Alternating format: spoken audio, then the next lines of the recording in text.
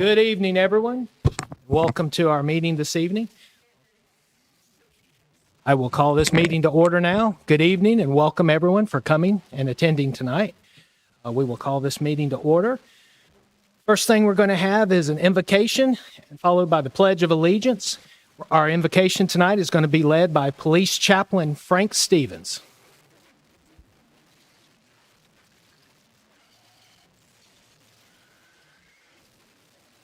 Father, we pray over our city of Lynn Haven and for wisdom and discernment for our city commissioners as they consider the business of a busy and growing city. We pray blessing over our city employees who diligently serve the citizens of Lynn Haven. We pray protection over our police and fire departments as they serve the city and protect us. We speak this in Jesus' name. Amen. Pledge allegiance to the flag the States of America, and to the republic for which it stands, one nation, under God, indivisible, with liberty and justice for all. Chaplain Stevens, thank you tonight, sir, for leading our invocation. All right. Number 3 on the agenda items, additions, deletions, and modifications. Does anyone have any for us this evening? I do. I want to add a discussion item to talk about the way forward for finding the new city manager. Okay, so we'll put that under, yeah, we got to put it under, but it would fall under a new amendment item under new business, correct? So a new 15. All right. Mayor? Oh, sorry. I was also going to request an addition for us to discuss publicly the position of clerk Yes, ma'am. and whatnot. I know we all got, I'm sure, we all got the email where assistant city man or the city manager sent us out something about Panama City. So I think we should discuss it in the public. Sounds good. Thank you. And with the commission's blessing or approval, I would also like to add a 17th item, and that is to discuss just way ahead for zoning.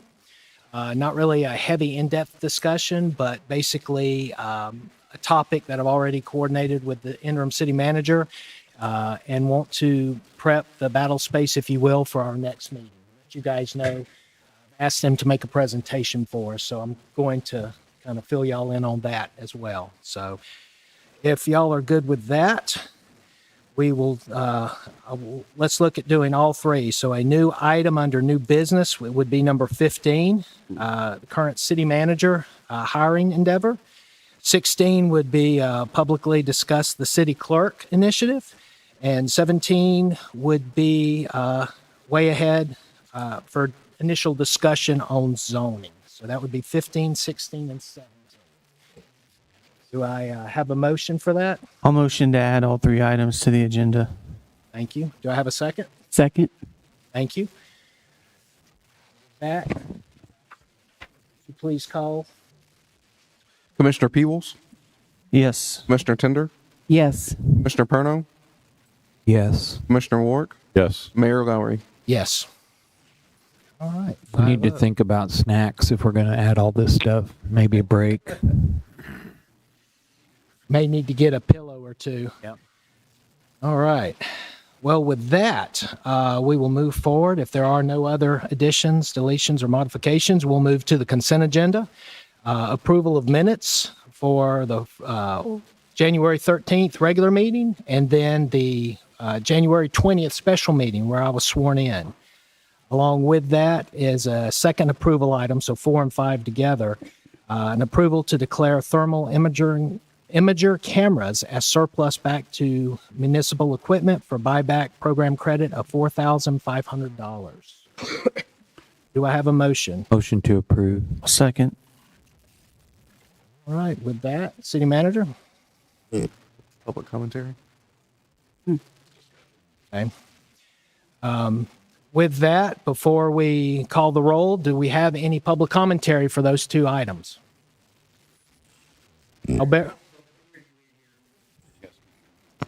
I'm sorry. Thank you, sir. I'm sorry about that.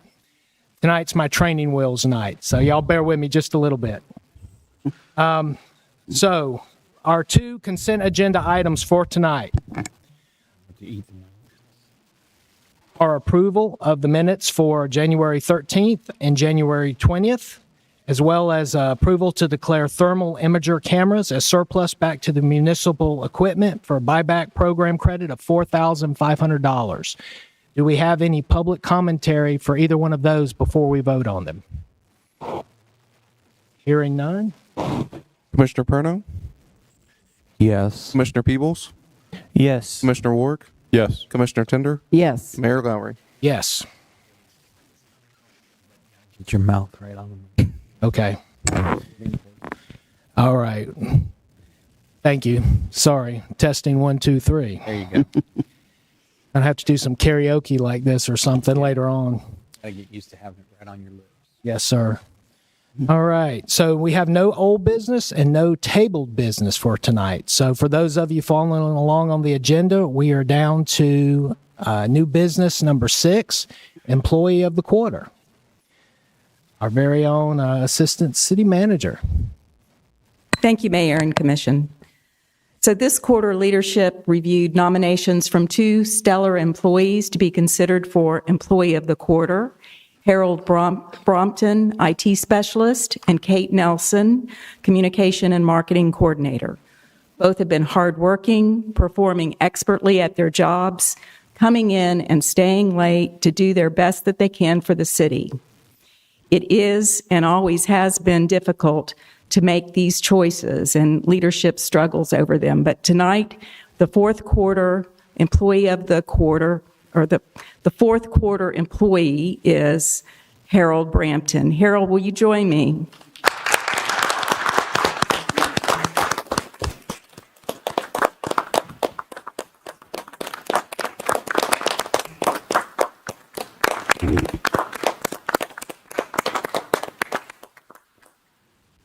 So Harold started in a part-time position January 4th, 2021, and soon moved to a full-time position because of the IT needs of the city.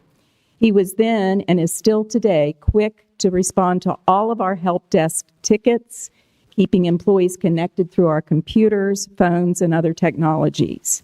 He, as well as his counterpart, Jeremy Bargy, who was also an employee of the quarter, are like MacGyvers. They're fixing and they're tweaking and they're making the technology work.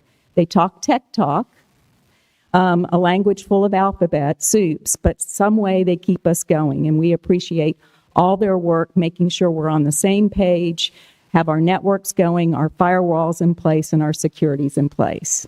Harold's been a leader, stepping forward to guide this small but mighty group.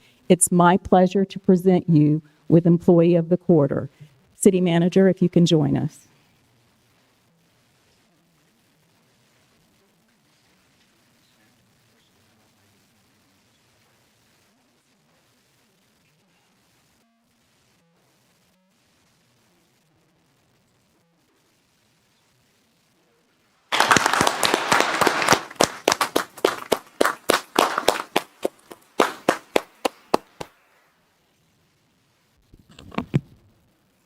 Thank you for that, Assistant City Manager Hodges, and congratulations, Harold.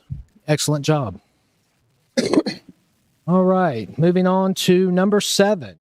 We have a discussion and possible approval of Resolution 2601-514 FY 25-26 budget adjustment. And this is being spearheaded by the Director of Finance. Kiki, would you like to speak to it? Yes, sir. Each year I come to you about this time and report to you the purchase orders that were not used in the previous fiscal year. There is an attachment with all of those purchase orders in your packet. They total just a little over $2 million. So what happens is we have saved that money in fiscal 25, and now we're going to use the money in fiscal 26. So we're adding the $2 million to fiscal 26. And again, if you have questions about specific purchase orders, I can help you with that. Okay. Any questions? No, ma'am, this is all stuff that was in the budget, right? But it was previous budget? Correct. They were already approved in fiscal Right. 25, but not used. Right, and we're just rolling it over and applying it on this year's budget. Yes, sir. And the plan is to complete those projects this fiscal year. Yes, sir. Same purchases, same prices, just a different date purchased. Just the projects either didn't complete or the invoices weren't received in time. There's a variety of reasons why they would roll. Yes, ma'am. We read the resolution. Not yet. A resolution of the City of Lynn Haven, Florida, amending the final budget for fiscal year 2025-2026 and providing an effective date. I'd like to make a motion that we approve the resolution. Do I have a second? I'll second. Thank you.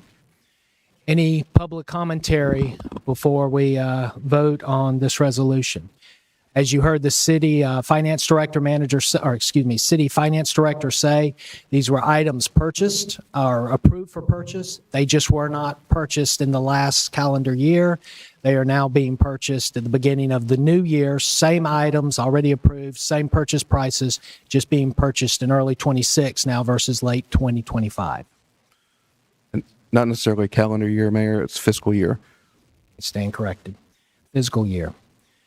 Any public commentary? Mayor, I do have a question. So if those prices should change from last year to this year, they can't? Doesn't matter. No, They've the already purchase done- orders were in place. So they've the- already done the work? Those prices need to be honored. The purchase orders were issued, so the vendors have to offer or honor those prices. So the prices were basically locked in, correct? Okay, so they were locked in. So literally just doing this in the separate physical year, same stuff. Exactly the same. All right. Any other questions or concerns? No, we have a motion and a second. So, City Manager, would you call the roll? Commissioner Perno, Yes. Commissioner Peebles, Yes. Commissioner Warwick, Yes. Commissioner Tender, Yes. Mayor Bauer. Yes. 5-0 and go. All right, next we have a discussion and possible approval of Resolution 2026-01-515, amending the fee schedule. And this is going to be briefed to us from the Deputy Finance Director. Mayor, a resolution of the City of Lynn Haven, Florida, amending chapters 2, 10, 14, 42, 70, and 86 of the fee schedule in Appendix A of the Lynn Haven Code of Ordinances and providing for an effective date. Good evening. We have some recommended changes to the fee schedule in several different departments and areas. I will preface this by saying that the Finance Review Committee did review all of these last week at a meeting. They recommend approval for some of the increases. They're in the admin category, animal control, building, parks and rec, and utilities. They're marked in the proposed fee schedule. Anything that would be changed would be lined out and bolded, and anything new is bolded. Okay. A lot of them are adjustments to the recreation fees for the sports, and I know there's been a lot of discussion on this in the past. I know Justin did comparisons with other municipalities to kind of bring us up a little bit more competitive with some of these fees. Any questions from the commission? Yeah, I have quite a few. Okay, go for it. So I've been saying it for a while now, but I think that we are the premier sports, recreational sports location in Bay County. Yet people that don't live in Lynn Haven get to use our facilities, and they're not paying taxes to the city. So it's my opinion that these fees that are on this are fine for Lynn Haven residents, but non-Lynn Haven residents need to be paying $10 more. Because this is a way, no one is forced to play here. They choose to play here. It's not like a forced tax. This is them wanting to use our facilities, so they're paying a fee. Just like you don't have to go buy a PlayStation, but you want to play PlayStation, so you buy one. No one, that's not a tax. Sports is a luxury. It's not something that someone that lives outside of our city should be allowed to have. So I want to suggest that keep the prices the same for Lynn Haven, but add $10 more for non-Lynn Haven residents. You just have to make sure that whoever's doing the signing them in confirms that their address is actually, some people have their address says Lynn Haven, but it's not actually Lynn Haven. But Commissioner Peebles, when you say keep the same, do you mean the proposed changes? And then correct. plus a Yeah, 10? that's a good point. Thank you for pointing that out. I like the proposed changes for Lynn Haven residents that are here, but add $10 more to non-Lynn Haven residents. I know. I'm sorry. Go ahead. I think some of the discussion with Justin was that it's difficult when they do online registration to be able to differentiate if they are actually within the city limits versus maybe a Lynn Haven address, but outside the city limits, because I know there was discussion about that. We run into the same issue with the rental of like the garden club and the senior activity center. Everybody's a Lynn Haven resident when it's time to rent because it's cheaper. So they check the box. We do not have the functionality in that aspect to verify. The key here, though, is to put it in policy first, so you have it written down, and then get the functionality later. You don't want to do it the other way around, because you got to have something written first. So maybe, we'll have to figure out the functionality because they'll pay for itself in the future. So Commissioner Peoples, just to clarify, are you proposing to we pass the updated fee schedule as is with a caveat that non-Lynn Haven residents be tagged for an additional $10 fee to help fund this? Correct. Yep. Okay. In that same vein with the sports complex and the Ken Griffin Park, I want to propose something that I've kind of been saying for a few years, is that it's time to start looking at it, is that you can use general funds to, from my understanding, you can use general funds to fund enterprise funds. So I would like to, yeah. Am I wrong in saying that? You can only use enterprise funds to fund enterprise, but you can use general funds to fund enterprise. Yeah. So with that being said, I'd like to propose that we start looking at naming rights to the fields. So, for example, Ken Griffin Park has David Herndon Field. It would be something like David Herndon Field presented by Business X.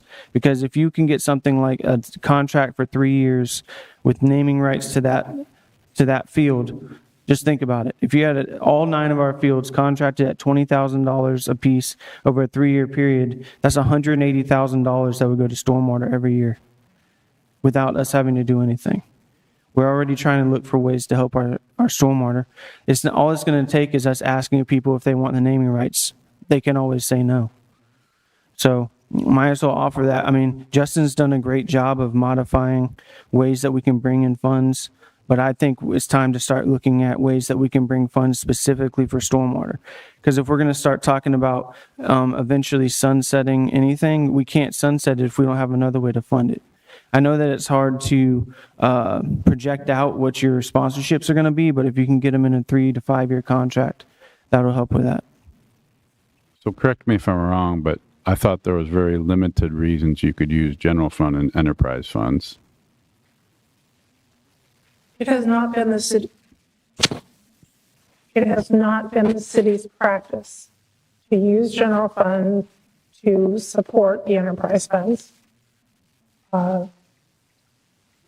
We have other challenges in general fund, and I would recommend that we focus the general fund on the general fund and the utilities on the utilities.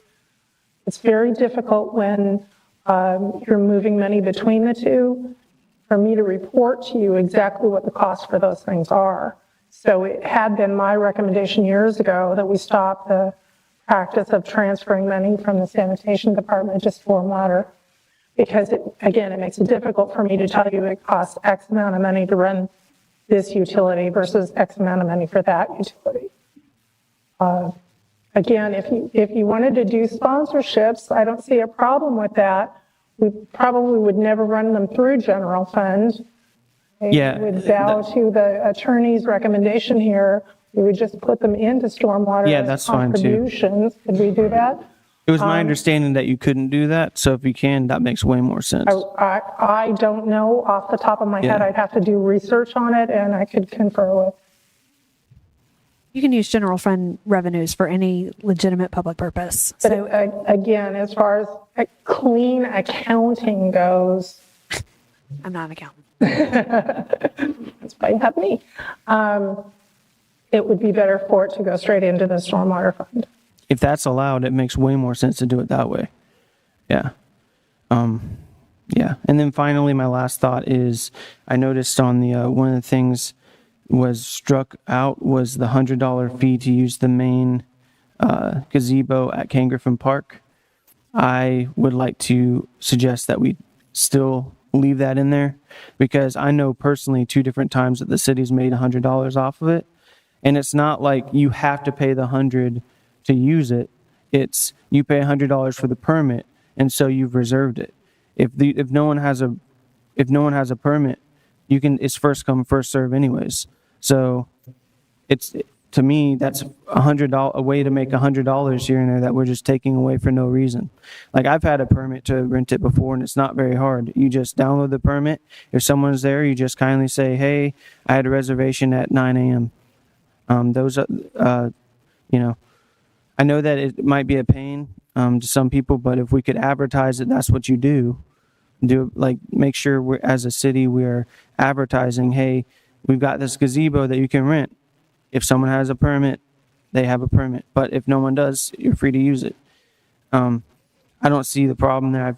I mean, that's free money. Again, that's not something that's a requirement because if no one has a permit, it's still free to use. The taxpayers can use it. But if they want to ensure that they have it, they reserve it. So that's all. That's the 3 things I had on there. I guess the amendment would be that adding the $10, like mentioned earlier, leave the $100 in there for the gazebo. Let me see what page that is if you guys wanted to follow along. That's page 46 of our agenda where the gazebo is. And then I'd like to maybe, could we do add it to the agenda in the future about the naming thing so that we can, because it'd be kind of hard to make that decision tonight, I think. So just add it to the agenda for next meeting to discuss naming rights to fields to go into stormwater. But for tonight, just I'd like to modify it to where we add the $10 for non-Lynn Haven residents and to leave that $100 fee for a permit for the Ken Griffin gazebo. Okay. Thank you. And just to clarify, for the future agenda item, would you like Commissioner Peebles to present that or have Justin present that at our next meeting? Or the 2 of you tag team? Sure, you can. We can just tag team it. Yeah, and Commissioner Perno made a good point. There's also the cleaning fee. So if you rent, Cleaning fee. there's a cleaning fee for that gazebo that you pay $100. But if we don't have to clean we the city don't have to clean it up, you get that deposit back. That was struck out too. So if you're going to rent it, that cleaning fee needs to also be there. So leave the $100 fee and then the $100 refundable cleaning fee that was there previously. $100 clean fee. All right. Does anyone else on the commission have any thoughts or comments they'd like to share or questions? So you foresee us being able to track all that if we had the $10? I mean, I'm not opposed to it, but I'm just trying to figure out if we can't track it, how effective is it going to be? We'll have to figure that out. Okay. I agree with Commissioner Peoples. If you're just gonna, you got to start somewhere. If that's what you want to do, but we all have to remember, we don't want to push people away either. The county's about to open a new sports complex right up the road in Southport. I'm sure, but we're established, and we don't give enough to our residents. As far as a break or whatever, as far as that goes. Lynn Haven residents are special to us, so we should have a tier. Whether it gets used or not. I mean, we got it on paper. And that's something we should think about. It still clerically gives our people an advantage or a break of some kind. Yes, sir. So I had another thing. I had a resident reach out to me about water meters, the reread, and meter testing. I handed them all out to you. You should have them in front of you. And I went around and looked over all the municipalities in Bay County, to include Bay County, of what their rates are. And that way you can kind of look at that and see what ours is. Now, one thing to keep in mind is all our water meters are getting replaced, and I think they're all scheduled to be replaced by the end of fiscal year 27, right? So they'll all be on the radio read program. Right. Right. And one of the things to know about those is when there's a problem with them, it's really, correct me if I'm wrong, Mr. Lightfoot, but if with the new meters, if there's something wrong with it, they can easily read it here at the city hall and tell if there is a problem with that meter. It's pretty easy to diagnose it. Right, with the radio read program, the customer service staff can see any spike in the consumption if the meter is not reading any of those issues. Right. So I think once all these get replaced, the reread thing will won't be a big thing. And it's not a major thing now, but I think it'll even be further less of a thing. And then the meter testing, the old meters, there's no way to test them. But you can, or not reread, the meter testing, you can test the new meters, but you can't test the old meters. Am I correct on that? Yes, sir. So I kind of wanted you to take a look at that and see what your thoughts on adjusting it. I have no problem lowering the reread fee and then keeping the meter testing fee at $50. And next year, when we have more meters replaced, we can look at maybe even reducing it even more, because I think some of this stuff is just not going to be it's going to become a non-problem anymore. May I add that I believe last fiscal year we had 12 rereads.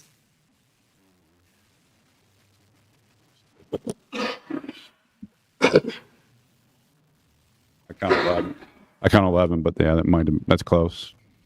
But that's why on that other sheet, it shows all of them from last year, and it shows you how many meters were tested. And it's not a whole lot, but the fear is if we do it too low, then you don't want to overtask staff either. But I told the resident I would look into it, and I did, and I figured this would be a good time to bring it up and discuss it. But that's my idea, and kind of want to get your ideas.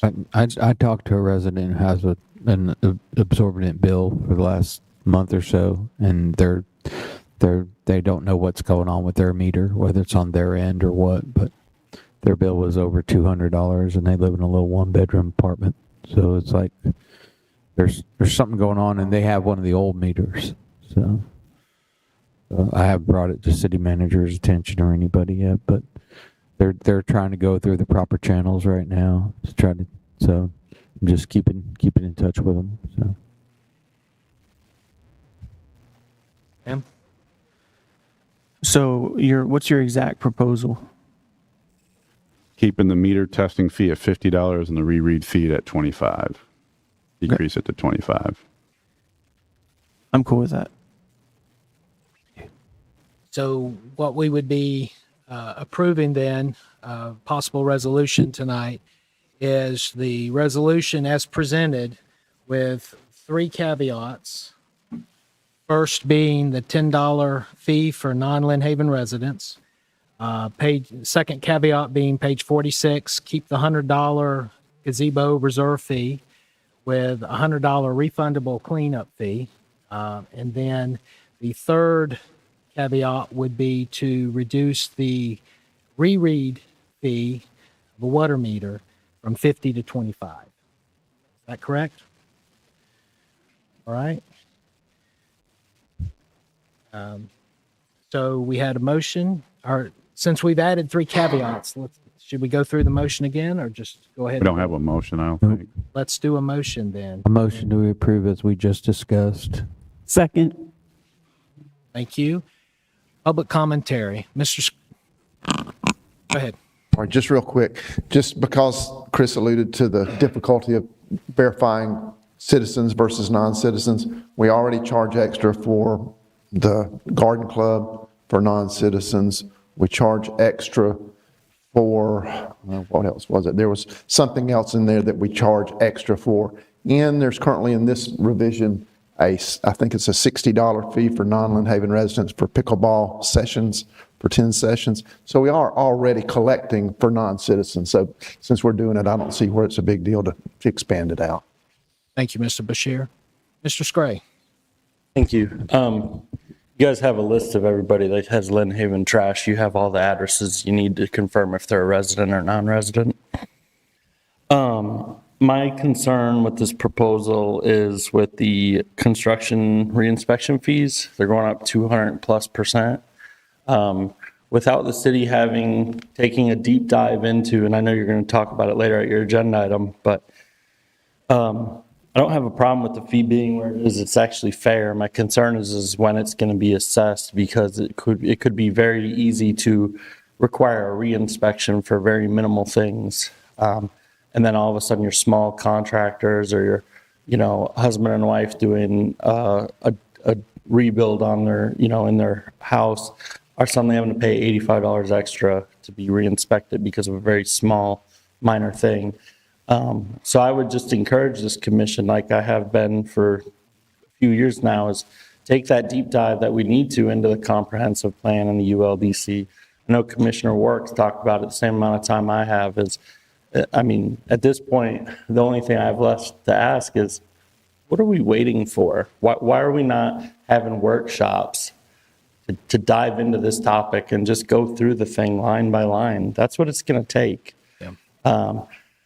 You guys have agenda items tonight where you're going to potentially have to approve or deny stuff, and that stuff may need to be reinspected. And then those contractors or those people who are doing the developments are suddenly paying $85 for every reinspection, or $85 extra. So I don't have a problem with the fee. What I have a problem with is how we're going to enforce it. I want to make sure that we're giving our citizens and people doing work in our community a clear-cut set of rules that they need to follow, and so they know when that reinspection fee applies. Are there things, minor things, like if the inspector comes out and the first thing they see is, oh, that's wrong, keep doing the inspection. You do a whole inspection no matter what you find wrong, because I would hate to see somebody getting nickel and dime with re-inspections, and I would hate to see somebody say, oh, well, in your code, it doesn't say that. Well, that's the way it is, so I have to come out and do a reinspection now.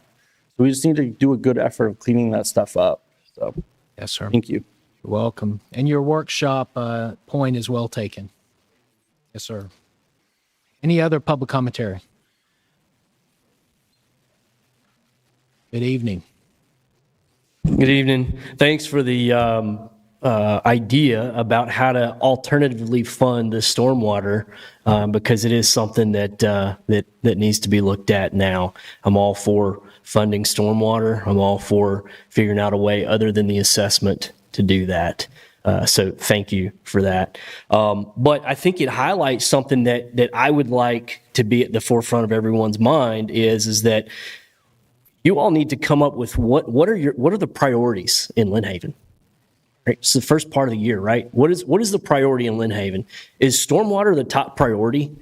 Then by George, let's write it down. Okay, what comes after that, right? Because once you start driving priorities, you start driving funding.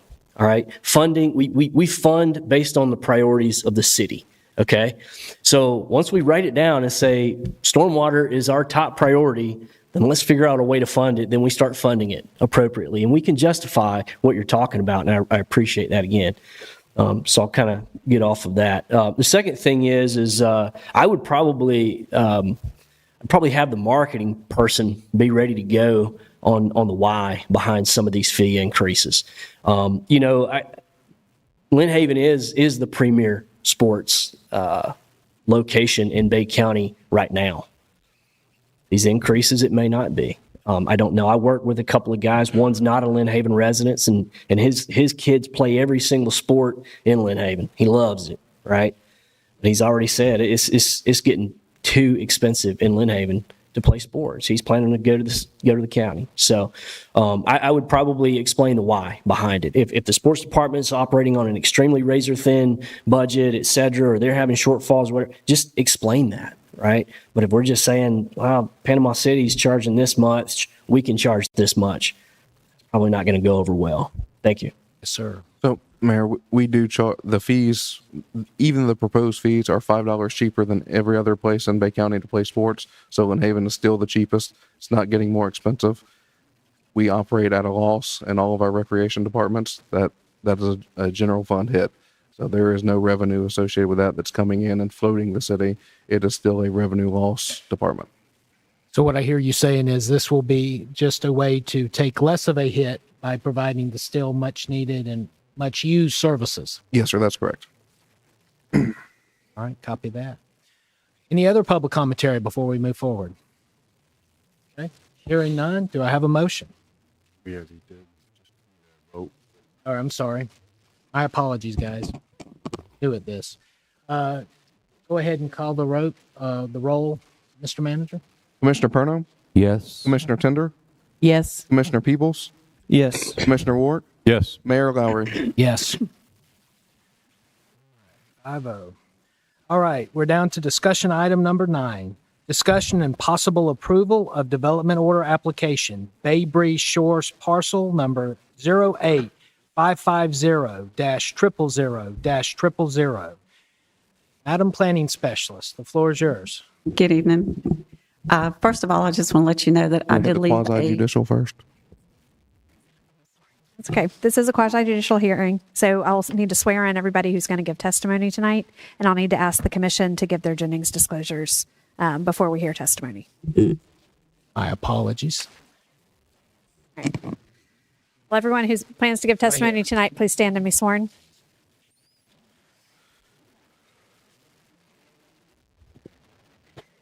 Do you swear or affirm the testimony you'll give tonight is the truth and nothing but the truth?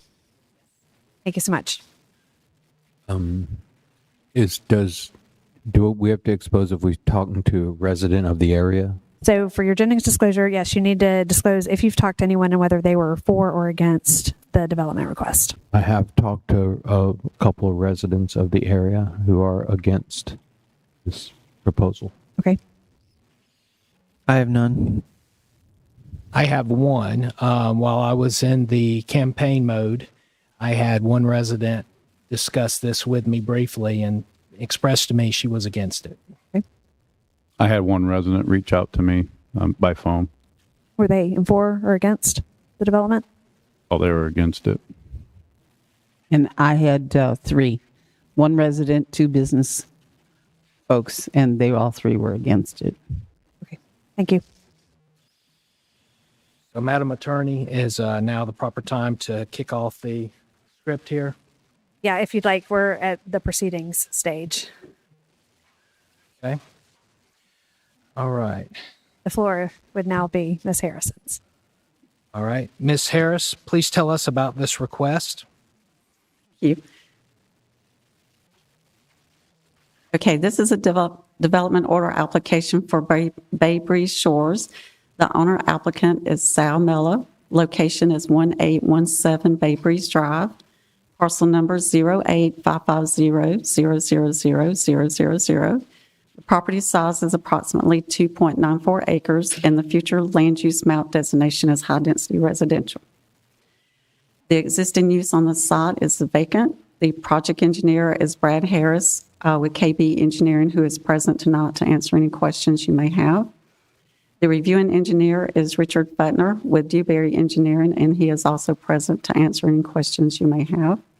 And this is a request for a development order approval to construct a mobile home community with 34 homes.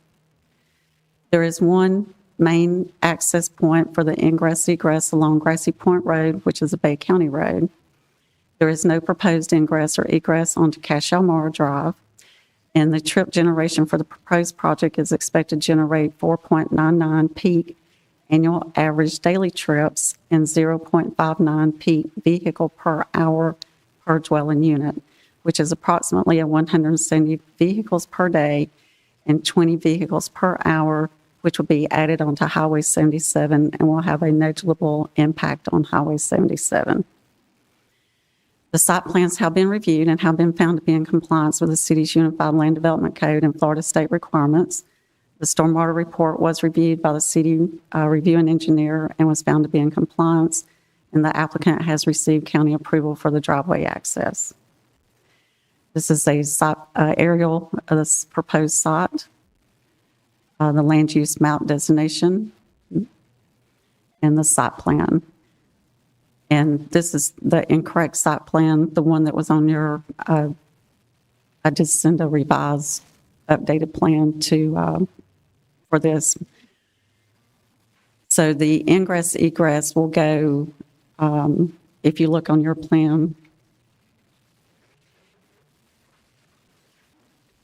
it was a hammerhead like that, but now it's going to have that L to provide access for that southern parcel.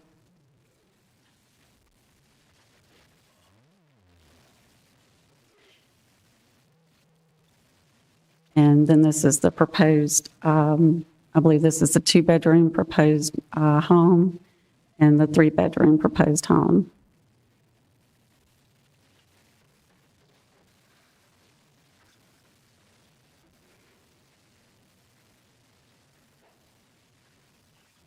Okay. So you have the pictures here. What is the staff analysis and recommendation? Based on what's been reviewed, it does meet the requirements for the Unified Land Development Code and the Florida state requirements. I'm not really sure about making a recommendation, but based on everything that's been presented, I don't see a reason why it would not be approved. And I'll note that the planning board recommendation, there was a move to deny the request, but it failed. So therefore, it was kind of a default approval. Is that correct? Yes. All right. Does any member of the commission have any questions for the planning specialist? I do. Doesn't this have a lot to do with incompatibility as far as what is around it? The comp plan element for compatibility, I'll defer to Amy on that. I can speak to that. Your comp plan does specifically state in the case of mobile home parks that the city will review sites on an individual basis to ensure compatibility with surrounding land uses. And that determination shall be based on your public hearing process, the site plan review, and the availability of facilities. So that compatibility analysis is one you should be keeping in mind as you hear all of the public comment and testimony that's being presented to you today. Thank you. No, you'll determine here in the hearing. Any other questions from the commission for the planning specialist before we hear from the applicant and then the rebuttal from the parties? Not, thank you, ma'am. So my question is, the planning board, I thought they voted it down. They voted to deny and that motion failed. So it was deemed approved. I was at the meeting. They voted to deny, and the vote to deny failed. So there was more no's than yes on the denial. Okay. Do you remember offhand what the vote count was? I believe it was 3-2. Was. It was 2 yes and 3 no's. Okay. Which kind of brings a good point. We should probably put appointing 2 more on the planning commission on the next agenda. It is, yes, sir. Okay, awesome. Thank you for that. All right. What we will do now is the applicant or the applicant's representative here to address the commission in support of this request.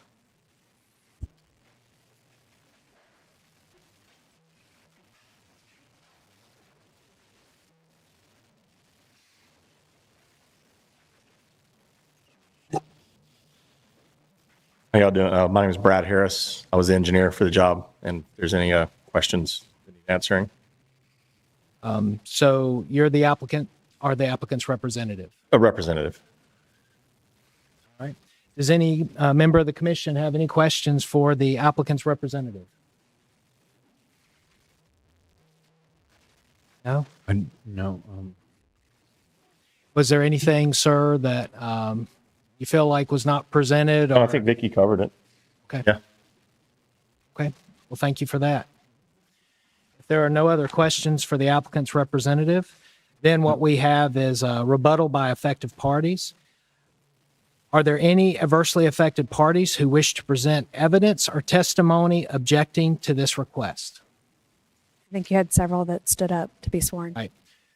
So y'all can come on up just one at a time. Leave that up to y'all's initiative. When the speaker's done, if someone else wants to step up and move forward, please feel free to do so. Good evening, sir. Would you please state your name for the record and give us your thoughts, please? Yeah, my name is Thomas Stone. I think there's like 10 people that want to talk.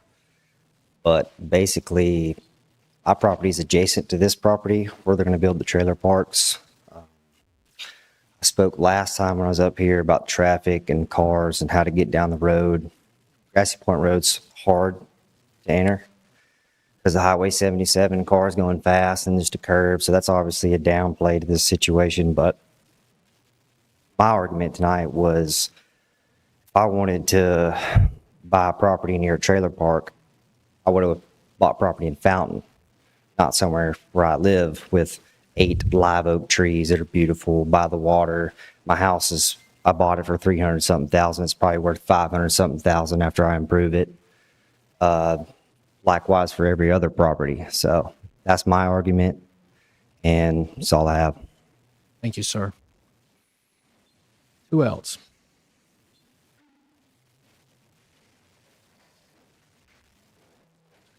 Hi there.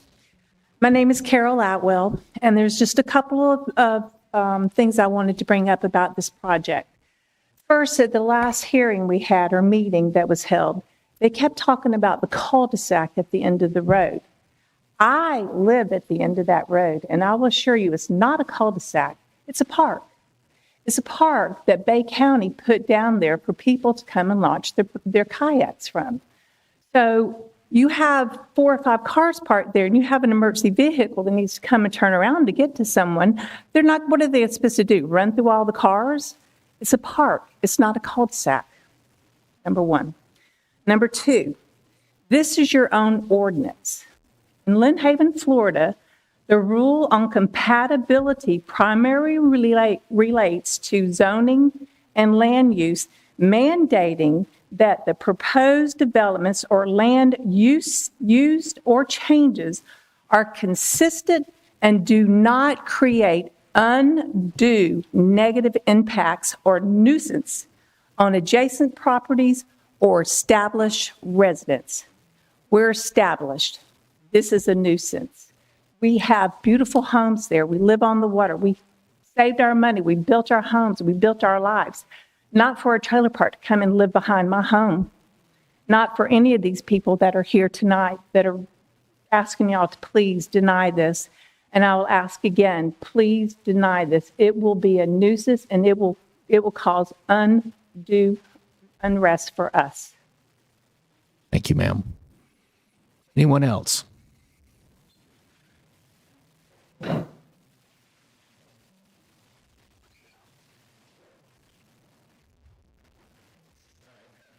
I'm William Flynn. I live on Castle Mara. I also represent the Homeowners Association, that block. Actually, I had a question for Brad Harris.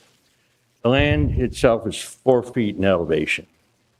Minimum first floor residential elevation is 13 feet. So there's a 9-foot gap between what's there now and what's going to go in. The way I understand it is you can't use fill dirt in this area.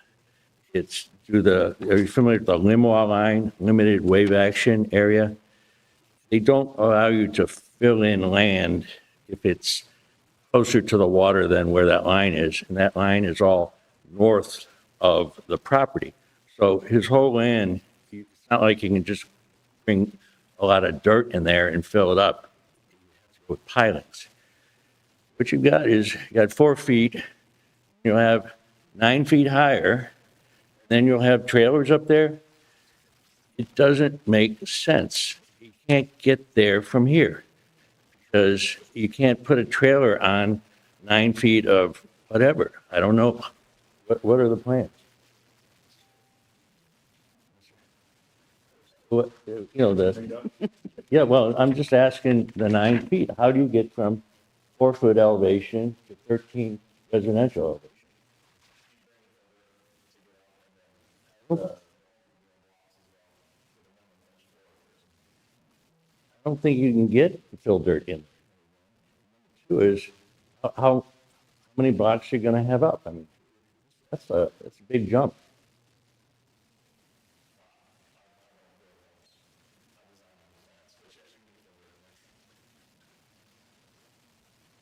Okay, well, it's still, you know, if you want to put, you know, the land is about 200 feet by 600 feet. It would take about 3,000 dump truck loads worth of dirt to get that up to 9 feet. You can argue, well, we're only doing 7 feet, we'll do another 2 feet on blocks, but it would take quite a while to get the dirt in and get it approved. And you don't just put dirt, you put several different layers, you know, sand and then clay and then dirt. So I would suggest let's not move forward until you get the site kind of closer to doability, because I just don't think this project it makes sense in any way. And I think they're wasting our time until they come up with a viable plan. And right now, I don't see it as viable. Thank you, Dr. Flynn. Anyone else?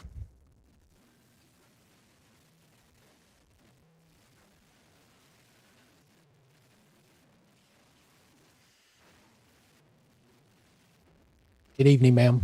Good evening. Congratulations. Nice to see you up there. Thank you, ma'am. My name is Deanna Turpin. I live at 1804 Fay Drive, which is directly behind the proposed project. I'm here to express my concerns. I do not think it meets with the surrounding single-family residents. I think it will bring in traffic, nuisance, noise.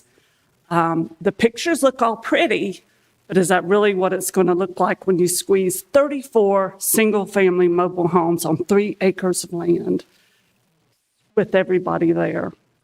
The traffic, again, is an issue. Everybody says it's compatible for the traffic.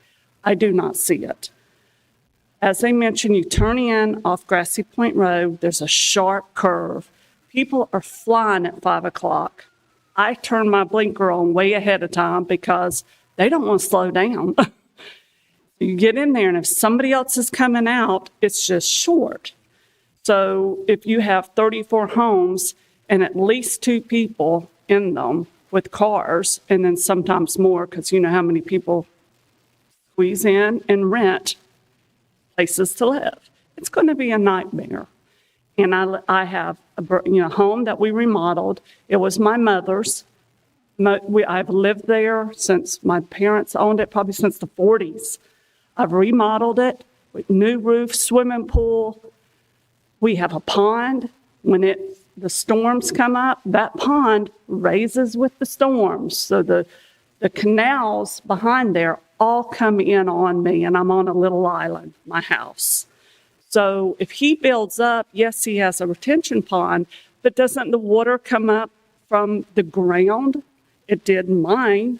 I mean, when we built our pond, it just immediately came up. So how will I not get flooded? How will I not be destroyed? And all the money I put in my home, I know it's my investment. Thank you. Thank you, ma'am. Mayor, can I ask a question? Ma'am. And this might be one for Vicki. Isn't this the same a project that was approved last year for? Yes, it was approved in 34 March. apartments or something? I believe it was approved in March of last year for duplexes, 38 duplexes. And that never happened, correct? Well, they have until that development order expires to actually pull permits for it, which nothing's been pulled at this point. Okay. And when does that expire? I would have to look at the actual date. I don't know off the top of my head, but I know it's sometime in March. And in the planning meeting, did anybody say why they were changing from apartments to trailers? No. Thank you.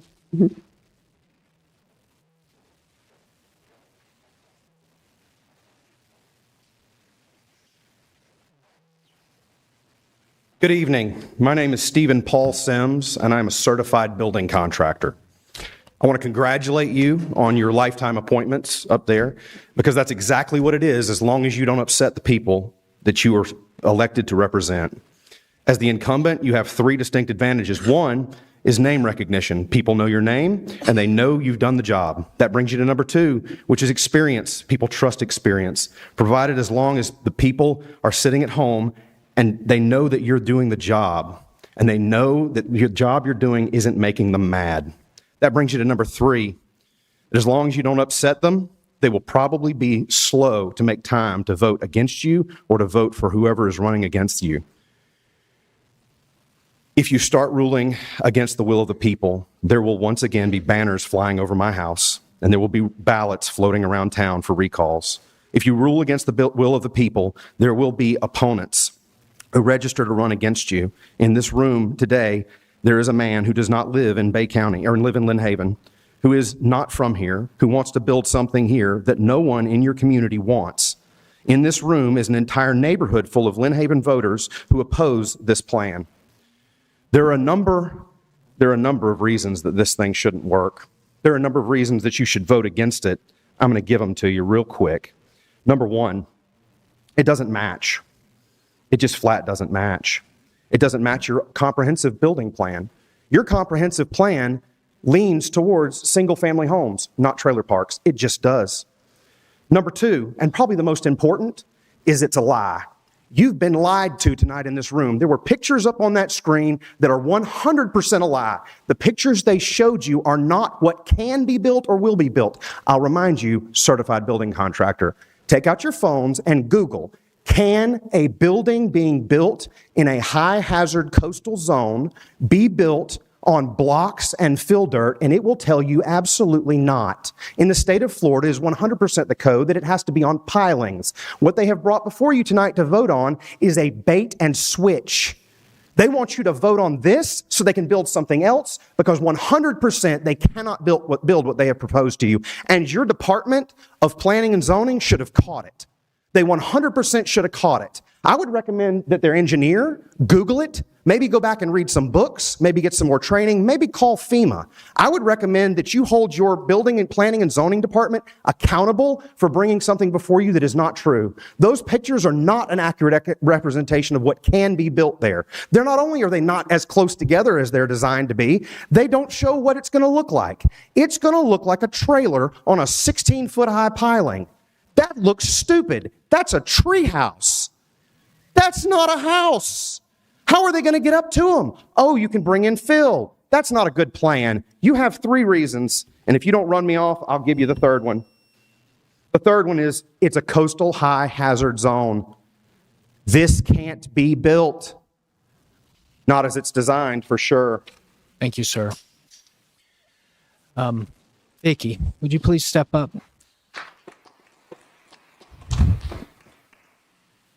So as you know, this is my first city commission meeting as mayor, so I'm new to this topic.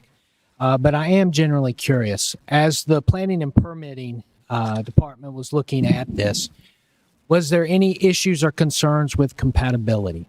Particularly when you think of trailer parks in generally, those are renters, those are typically lower income folks, and they typically need to have services kind of in their location. And if you look at the other trailer parks that we have in Lynn Haven, they're very close walking distance from grocery stores and other kind of key commerce hubs. This location, there's none of that. This is just waterfront, kind of far removed. So was there any compatibility consideration given there?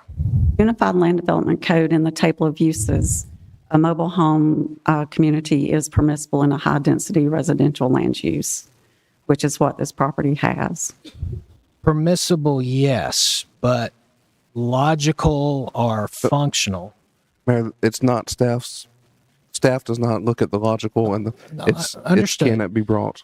Well, I'm just curious if were there any kind of, and I don't know your process well enough to speak to it, but I'm just kind of curious, was there any kind of cautions or as you guys were kind of processing the application, was there any due consideration beyond traffic impact placed on this processing? Not based on everything that was reviewed. Jennifer Boyer was the planning director at the time when this development order came through, and she reviewed it, and there wasn't anything mentioned about compatibility for surrounding areas. Staff's analysis is going to be limited to pass-fail. You meet the requirements of the comp plan and the ULDC, or you don't. And they're at a 30,000 feet level. They're not looking on the ground at the building permit phase where you have to have all of your questions answered. This is a much higher level review, but it is pass-fail. And so staff has determined that it passes the muster of what your minimum requirements are of your code. Vicki has stated it correctly. Your ULDC does permit trailer parks in every land district, but specifically in the high-density residential, which this is. So your job, based on what you hear in this public hearing, is to determine that compatibility piece. Okay. Just for future reference, this is probably something we need to take a hard look at, adding that next level of analysis. 30,000 feet is not a bad thing, but we need to be, before something like this is approved in the future, we really need to be at the treetop level, the 100 foot, if that, kind of looking at land impact on neighbors, the surrounding area, traffic impact, environmental impact, all of that. And I'm sure there are some other factors that could come into this. I'm just not smart enough to yet answer that. I was just curious, what about kind of the second tier analysis? And what I'm hearing is there was none. As you said, City Attorney, it's kind of pass-fail if they meet the minimum criteria. At this phase in the planning process, certainty is not required. It's not required by statute. It's not required of your code. So here's the thing, and it was talked about earlier, and I brought this up, it had to have been at least 3 years ago, and I was pushing the city to go over the comprehensive plan and unified land development code. Didn't seem to get a whole lot of interest. But I kept pushing it, and I kept pushing it. That is your determining factor, and that is up to us. When we go over the comprehensive plan and unified land development code, those are the type of things we can put in place of how we want to deal with the compatibility issue. And that's what, from my understanding, that's what staff looks at. Does it pass the Unified Land Development Code? Does it pass the comprehensive plan? Does it pass the codes? And if it does, then that's all they can do. It's up to us if we want to change the comprehensive plan, Unified Land Development Code. And that's why I've been hounding about it for 3 years. And it's why it's so important. We need to review it. It needs to be revamped. And I think it would help in situations like this. So is the proper way forward, and I'm kind of taking a sidetrack here for just a moment from the discussion of hand, based on what you just said, Commissioner Warwick, is the best way forward for a unified land development plan to generate and develop a workshop, something very soon, like in the next 30, 60 days. Let's do some type of workshop and let's get serious about this. Let's really give some better guardrails and guidance. It goes back to what, like Mr. Langford talked about. We need to sit down and establish our priorities of what we want to do, because there's a lot of things we need to work on. But I'll say this. We get development plans all the time. And there are ones I don't like. But it's up to us as a commission.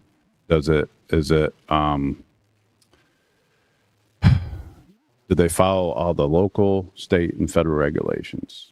And if they followed all that and it meets our Unified Land Development Code, our comprehensive plan, we have to allow it. And I hate that. But this one's a little bit different, and make sure I understand this, because I watched the planning board meeting, and when I watched it, I went through, and I have it pulled up here. In the comprehensive plan, it says, throughout the planning period, the city shall allow sites for mobile home parks and manufactured homes and review proposed sites on an individual basis to ensure compatibility with surrounding land uses, and determinations shall be based on the public hearing process, site plan review process, and availability of facilities.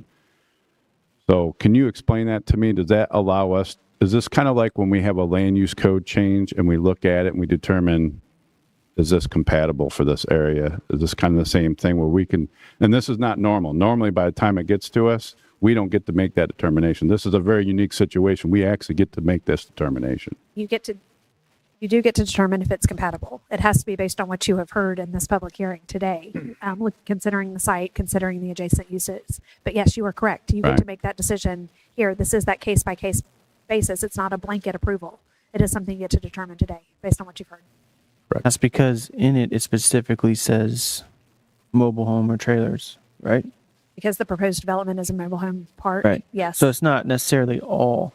It's this one's this one's unique because we're talking about trailers and the mobile homes and it specifically says it in our EDLC or comp plan rather. Comp plan. Yeah.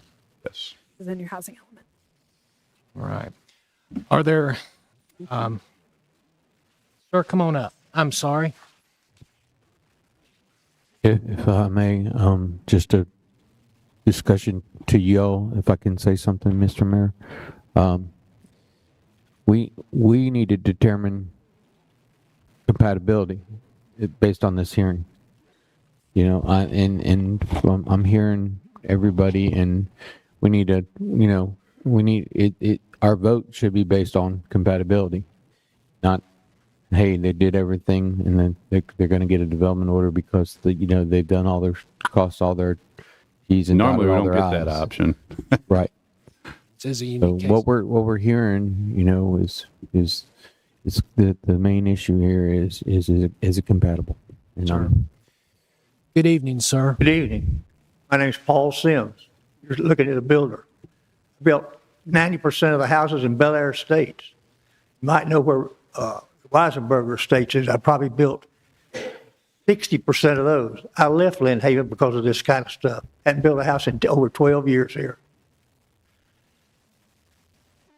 What that says is you have to be careful when you read. It talks about trailer, singular. This ain't singular. This is a trailer park. Now, there's not a person in this room that's not blind. It is blind. You drive over that Lynn Haven Bailey Bridge coming across there, just look at the subdivision there on the right they're talking about. How many times has the code changed since you look at how high, some of it this high, some of it this kind of thing? You see what you've seen it, hadn't you? That's what you're going to have over there. That won't work. That was trickery. What they put up there, those pretty little pictures, ain't no way. You got to have stairs. There's more to it than all of that is combined. And how long ago were you on this board where they changed it? How long ago was that? You were on a committee of some kind that you were talking about. It's hard to hear you, and we can't any of us hear her, but how long ago was that you sat on the board where you talked about this stuff? How long ago was that?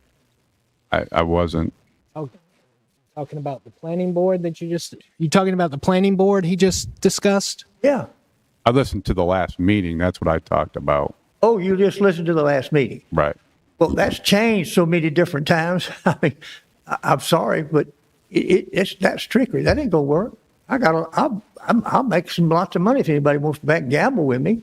I'm gonna put it up where my mouth is, but that ain't gonna work.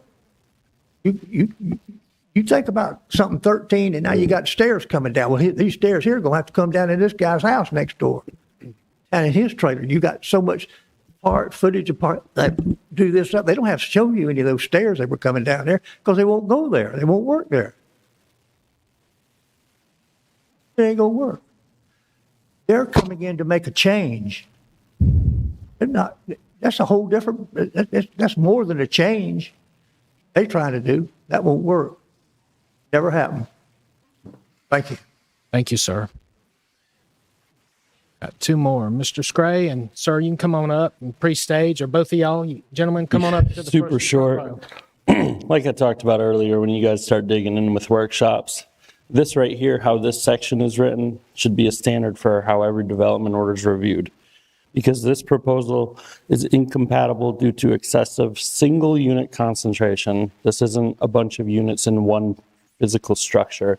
It's 34 individual units.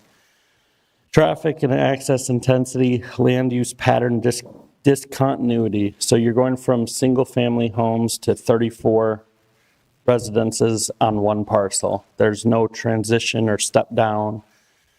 And there's also absence of transitional scale, like I was just talking about, compared to the surrounding areas. I mean, and Mayor, you also hit it. There's no support in this area for the probable tenants of these homes.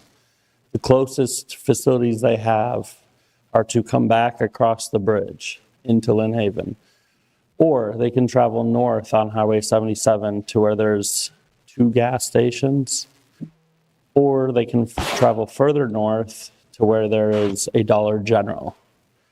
That is in no way accessible to the kids that will be living there on bicycles, common in mobile home parks.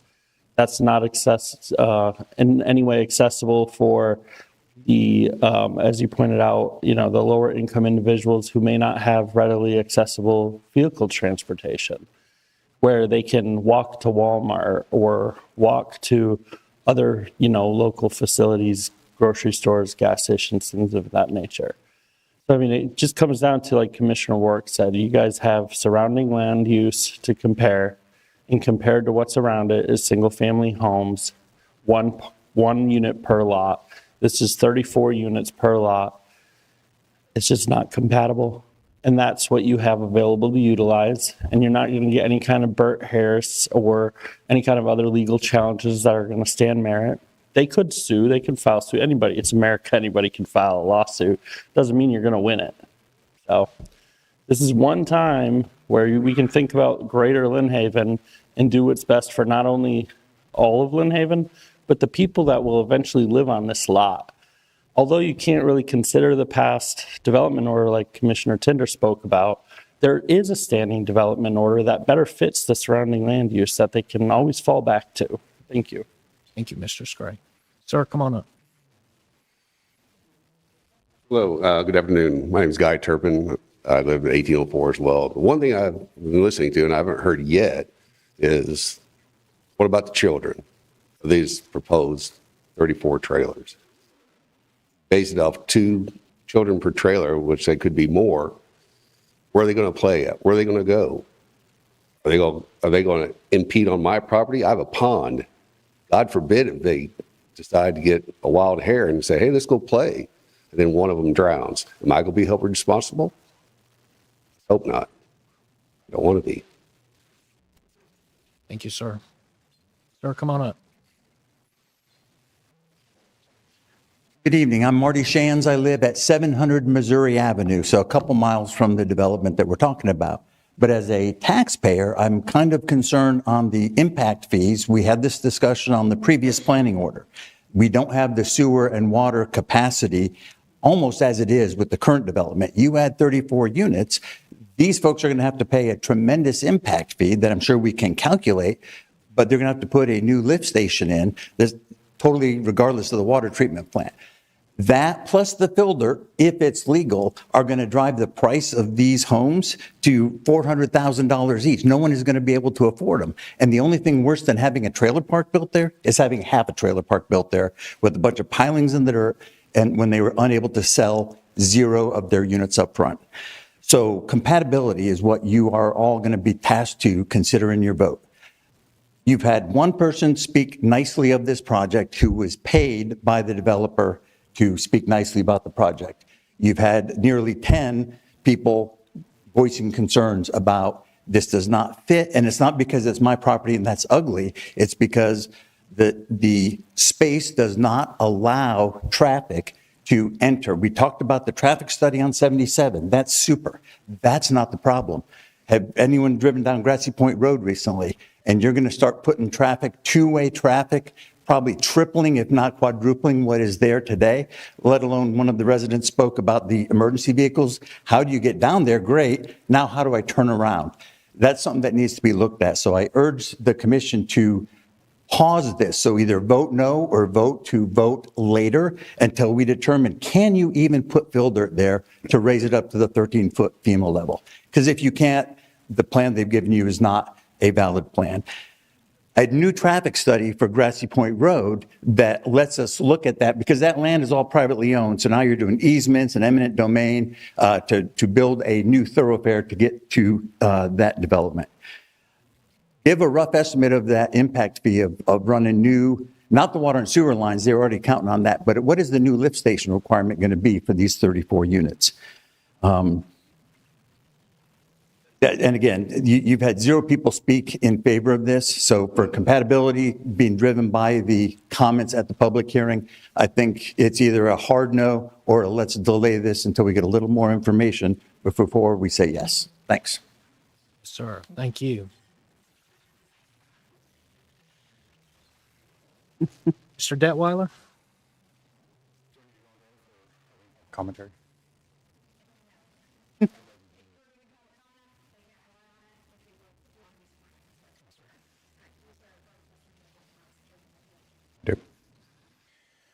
Good evening. So I am sort of uniquely in a position to be able to talk about what the impact would be if you put mobile homes in this location. So for the last about decade plus, I have worked in storm management, project management, FEMA disaster recovery, state disaster recovery, and I even worked for the city doing that as a private contractor. Putting these type of homes in this location as mobile homes, they're correct. You would have to build them up. Building homes, building actual either slab on grade, which you can't do because you're in a flood zone, which FEMA flood insurance will no longer allow. So what you do is you build them up. You can build a first story with breakaway walls, which is what you'll see in most of the houses that are next to them. Either they're built up 4 feet with a breakaway first floor, or you'll have a garage with, maybe some rooms on the bottom, but all of those walls are meant to break away, and then the piers themselves actually go up to the first floor, and that first floor elevation that's lifted up depending on how much it has to be. Sometimes it's 9 feet, sometimes it's 12 feet. That is the first insurable floor of a house, right? So when they talk about these mobile homes having to go up on piers, what they're talking about is the fact that they won't be building breakaway rooms beneath it. They're not going to have garages below them.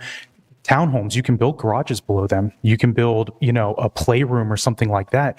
But that whole first floor can break away in channels, especially because the wave direction is going to be north to south in that location. So the garage door and the back wall can both blow out, and you still meet FEMA flood certification so that they can actually get flood insurance. With these mobile homes, they won't. So they are right. You will have towers in the sky. I've seen them over in Galveston. I've seen them in other places, and you are looking up like this at a mobile home. It's not a compatible land use. The homes around them have likely been grandfathered into the program.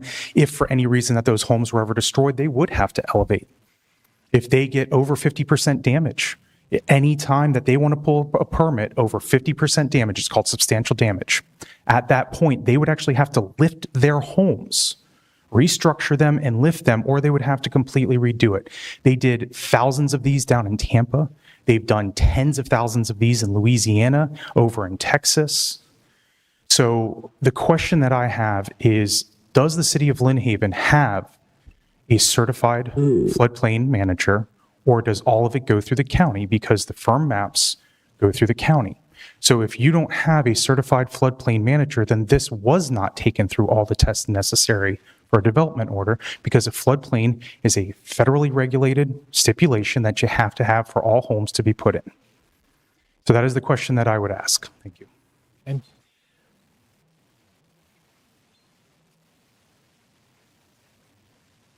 good evening. See, the gentleman who owns the property wants to get up and talk, so I kind of want to ask a question before he gets up here. I don't live near there. I don't know if I need to, raise my hand or anything. You can take public comment that you can take as unsworn after you hear the sworn testimony. It's up to you how you want to facilitate your hearing, but there is a difference between just regular public. And I have no vested interest in this. Go ahead and swear. Okay. Do you swear or affirm that the testimony you'll give tonight is the truth and nothing but the truth? Yes. It's not testimony. It's just but it's just a couple of comments. First of all, the gentleman that got up here and spoke, I liked what he had to say and his passion, but there are term limits. You guys don't, I know Pat will be glad to hear this. You don't have a commission seat is not a lifetime appointment, so I don't know where he got that idea. I can testify. I do drive into Southport. You know, I drive all over Bay County. Traffic is awful. I mean, I've been driving in the left-hand lane and wanting to turn, and there's people that are flying, and someone's going to get killed if you do this, just my opinion. Just a reminder, the planning board was 3-2 against. I guess that there were 2 people who weren't there, so we don't know how it would have gone without them. But they did, vote to turn it down. I mean, even though I know it wasn't official. There's a 100-year storm plan, and I would like somebody on this side to, address that. Where is the retention pond going to be in, about 3 acres?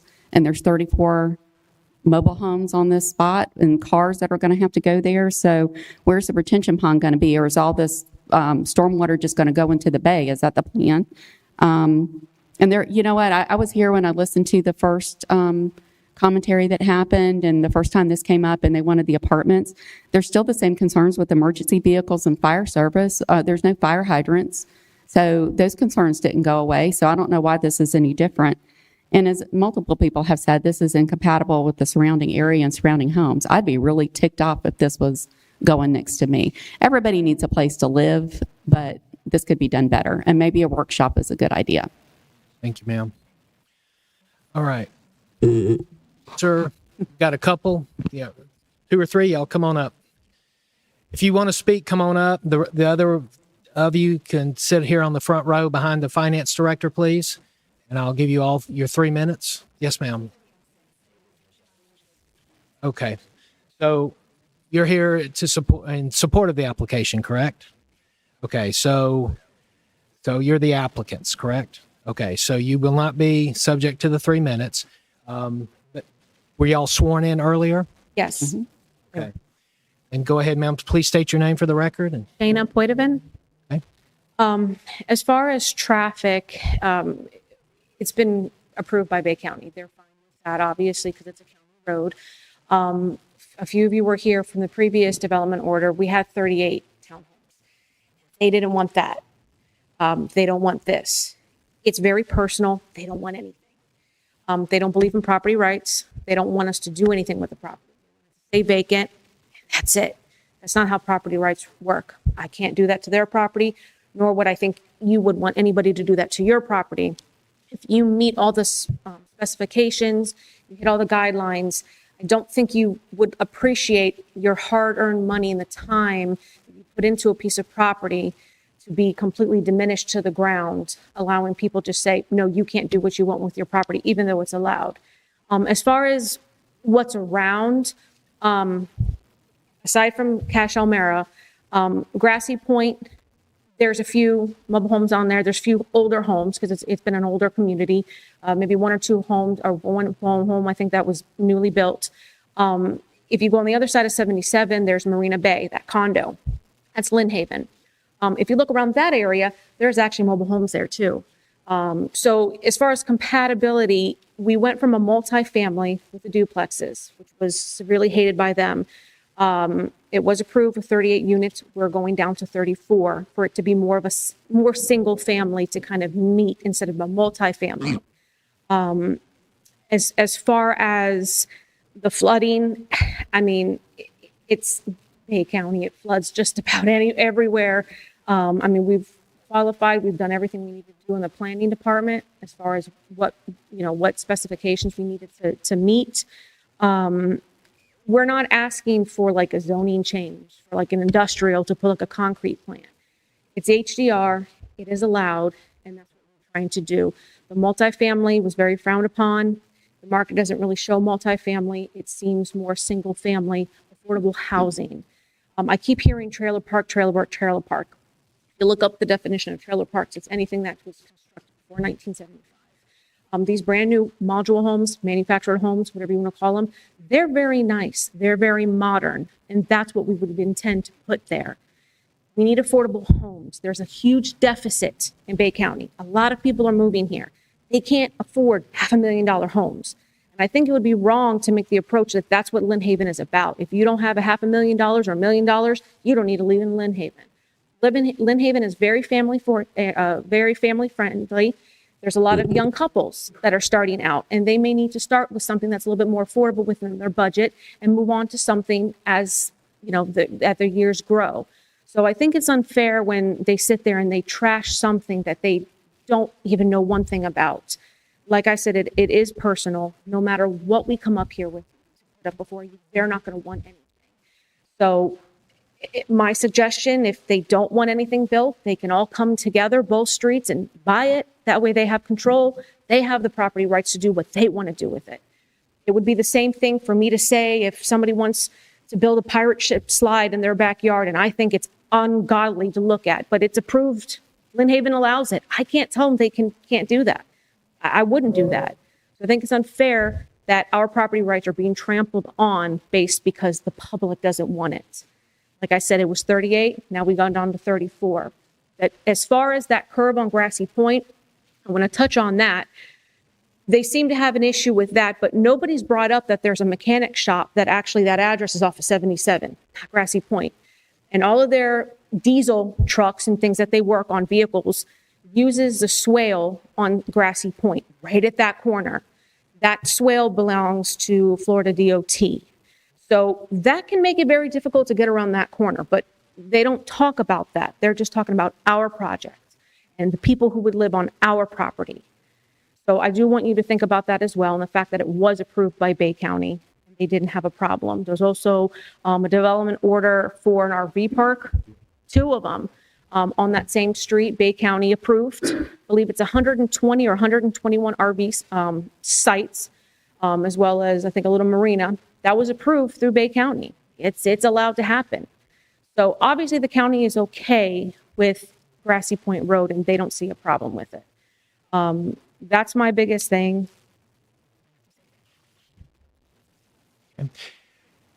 Ma'am, before you leave, does any member of the commission wish to ask any questions? I do. Yes. If I can. Do you know, you're not the actual owner of the property, I don't think, right? Or are you? You are, okay. Yes.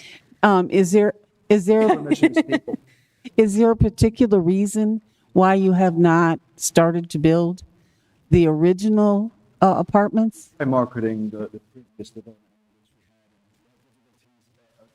That price was a higher price point. So therefore we moved to more affordable housing. It's very needed. And also, is what's being said here that those mobile homes would have to go up on stilts? They do not. Is that true, or are they going to look like that picture? They're going to look like the picture. They're on blocks. Of course, the crowds are going to come. It's possible to kind of gate us on what we're trying to do. Actually, roughly about 6 foot of fill, and then everything has been reviewed by engineers.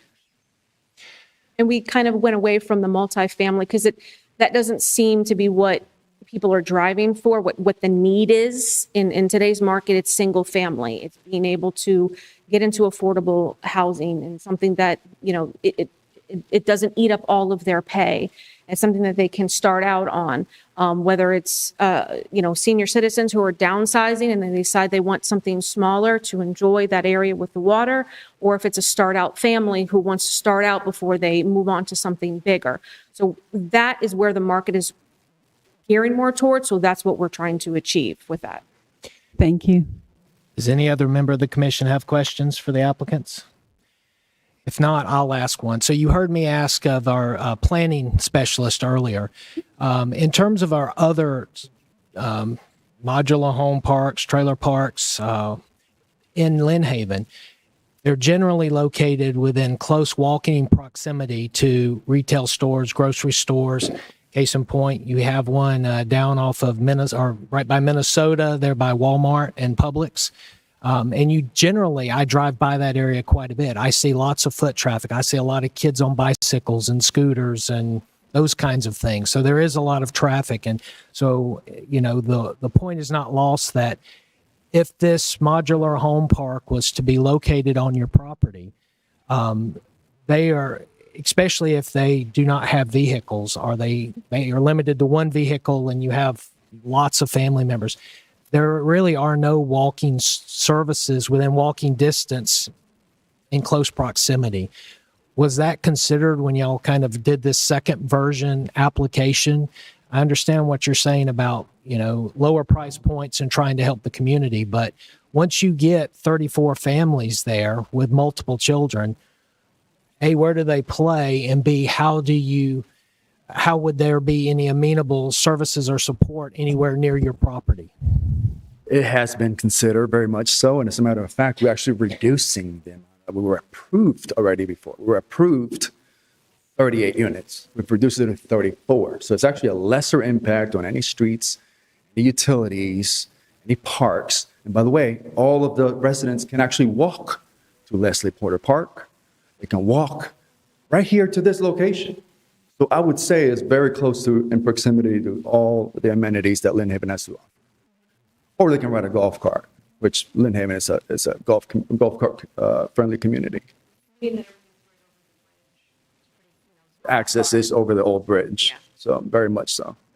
To a point, yes, but we don't have any grocery stores. We don't have any large retail stores anywhere near right here. I mean, you have Po Folks right there, so there are places to eat, right? But the retail is quite a bit down 77. So that was my concern, the foot traffic. And how do our neighbors get to the retail? They're right next to us. I have a question now, if I may. You just said that you'd be able to access, I know if you're probably walking, you'd be able to access the bridge, but do you have access into Casa Del Mar to their cul-de-sac to get a golf cart over the bridge? I prefer not to answer that question at this moment. Excuse me? I prefer not to comment on that question. Well, you just stated that you could take a golf cart over the bridge from where you're going to build, and I don't think it's possible because you can't take a golf cart out on Grassy Point Road and drive it down 77. So you don't have access. We do have access.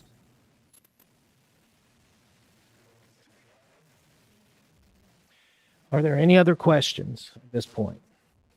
Not. I seem to get a lot of this stereotyping of mobile home parks or stereotyping of mobile homes.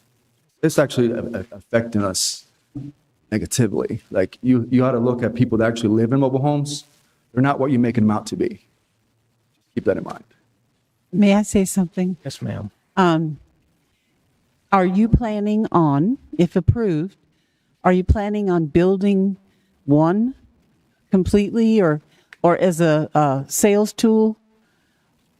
Do you know what I'm saying? I realize you're looking at like a demo home so that people would know what they're buying. Sure, absolutely. Yeah, like a spec. Okay, thank you. It's brought in. It's not built on site. Yeah.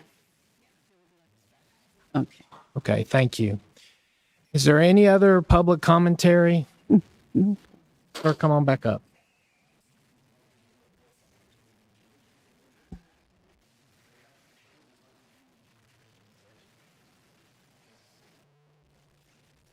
My name's Paul Sims again, Paul Sims Construction. Have any of you driven down that road? Raise your hand if you've driven down that road. How wide is the road? Not wide. Huh? Not very wide. I measured it. And I went to see Wayne Porter, who's the head engineer at the county. I was amazed. Asphalt, when you turn off the county, first right of way is only 250 feet. After 250 feet, they only had 40 feet of right of way. That's all the right of ways on that road. He don't know it yet, but he's figuring to get one little secret I'm going to give him. He's going to have to pave that road, and he's going to have to buy some more easement because the county's not going to let him do that without a 60-foot right-of-way. Bel Air Estates has got a 60-foot right-of-way. Billsman's Manor Estates, I just finished that one. You have a 60-foot right-of-way in a typical subdivision. In that subdivision, what you're going to have is the road is going to be paved where you have, you're going to have a minimum of 18 feet of asphalt. Then you'll split the rest of the difference there. But you can measure it yourself, but you can also get up with him. I wanted to tell you about that. Now, the next thing I want to mention to you is we keep talking about trailers and stuff. He needs to check with FEMA with their definitions of what trailers are and what you can actually do with, because this trailer with that height will not be able to use the material that you would use in a house or a regular trailer that's not that high. How do I know that? I built my son's house down there. He's got a house down there, lives on Grassy Point all the way at the end. Now, we started out with his house, and there's the benchmark there on the road is 7 feet. Benchmark. Now, I'll be glad to meet you. Call me anytime. I'll show it to you. Benchmark 7 feet. We can't build 7 feet. But could we? No, we can't. So what did we do? We had to bring in a bunch of dirt. And when you get your dirt in, then you've got to get a compaction test. And you can pass that compaction test, then you can move forward. There's a whole lot more to it than meets the eye doing this stuff. But that's a mighty narrow road down there. Now, since then, it looks like they turned some first graders loose with some pail buckets of asphalt.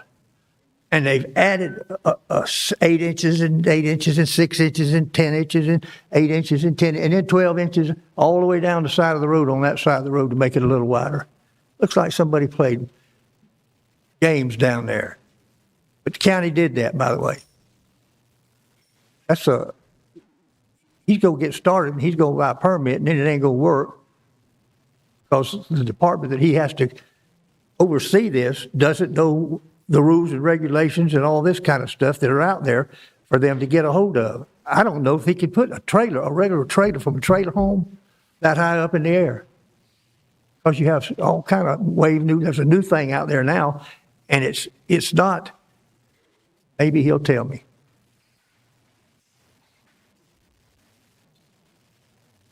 Where's his engineer?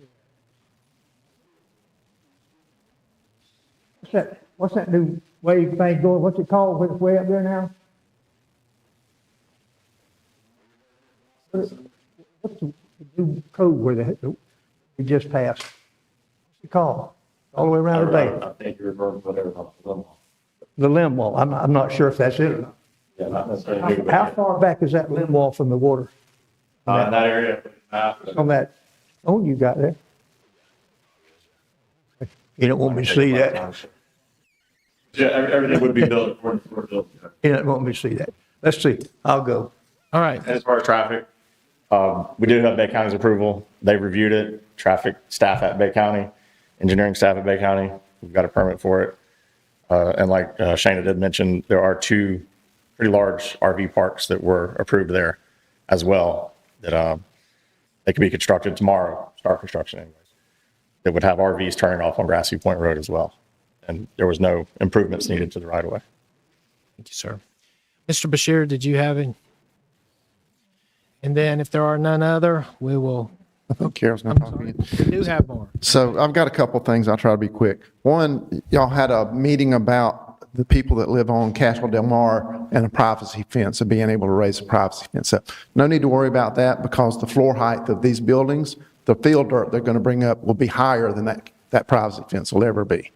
The second thing, looking at their plan, it doesn't address roadway height. If they haul 6 feet of field dirt in and then build the trailers up another 3 feet and they don't raise the roadway up also, then you've got lots of stairs to get up there. But if they raise the roadway up, you've got a 6-foot drop at minimum to get back down to grade to the Grassy Point roadway. I just don't know how that's going to work. But they can engineer that out, I'm sure, but it's not going to look very good. My last question, and the house just to the south, Mrs. Morris's house, is on the tax rolls for almost $1 million. So it's not a compatible land use, in my opinion, to throw these in here. My last question is, when I hear the term mobile home park or manufactured home park, I think of units that are rentals, not owner occupied. And I don't see that anywhere in this.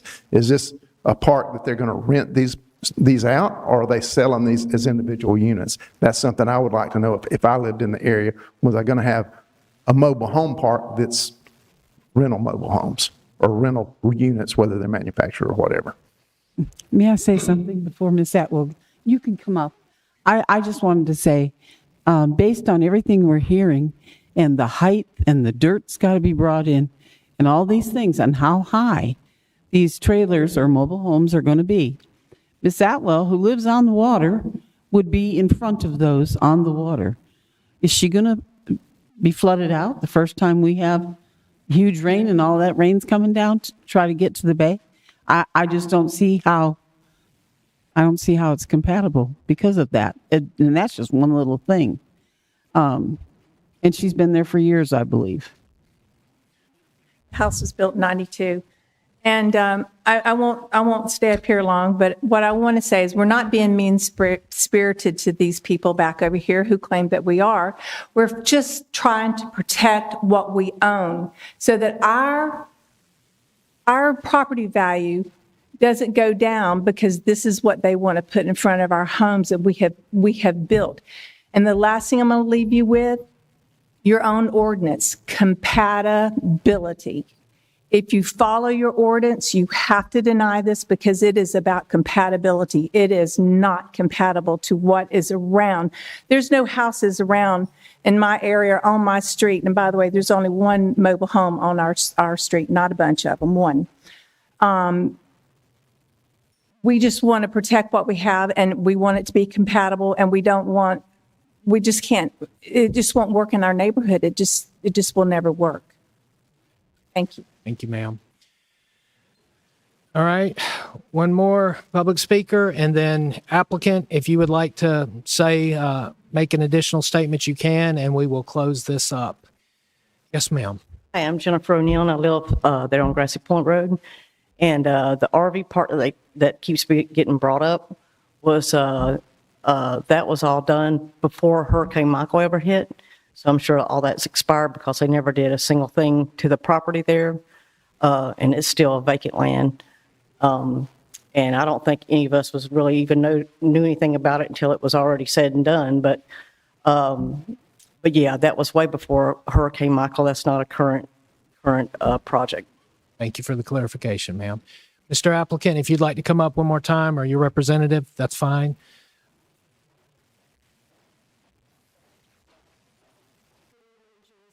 On behalf of Bay Breeze, the developer, I just wanted to make a couple of closing remarks and give you a couple of things to think about.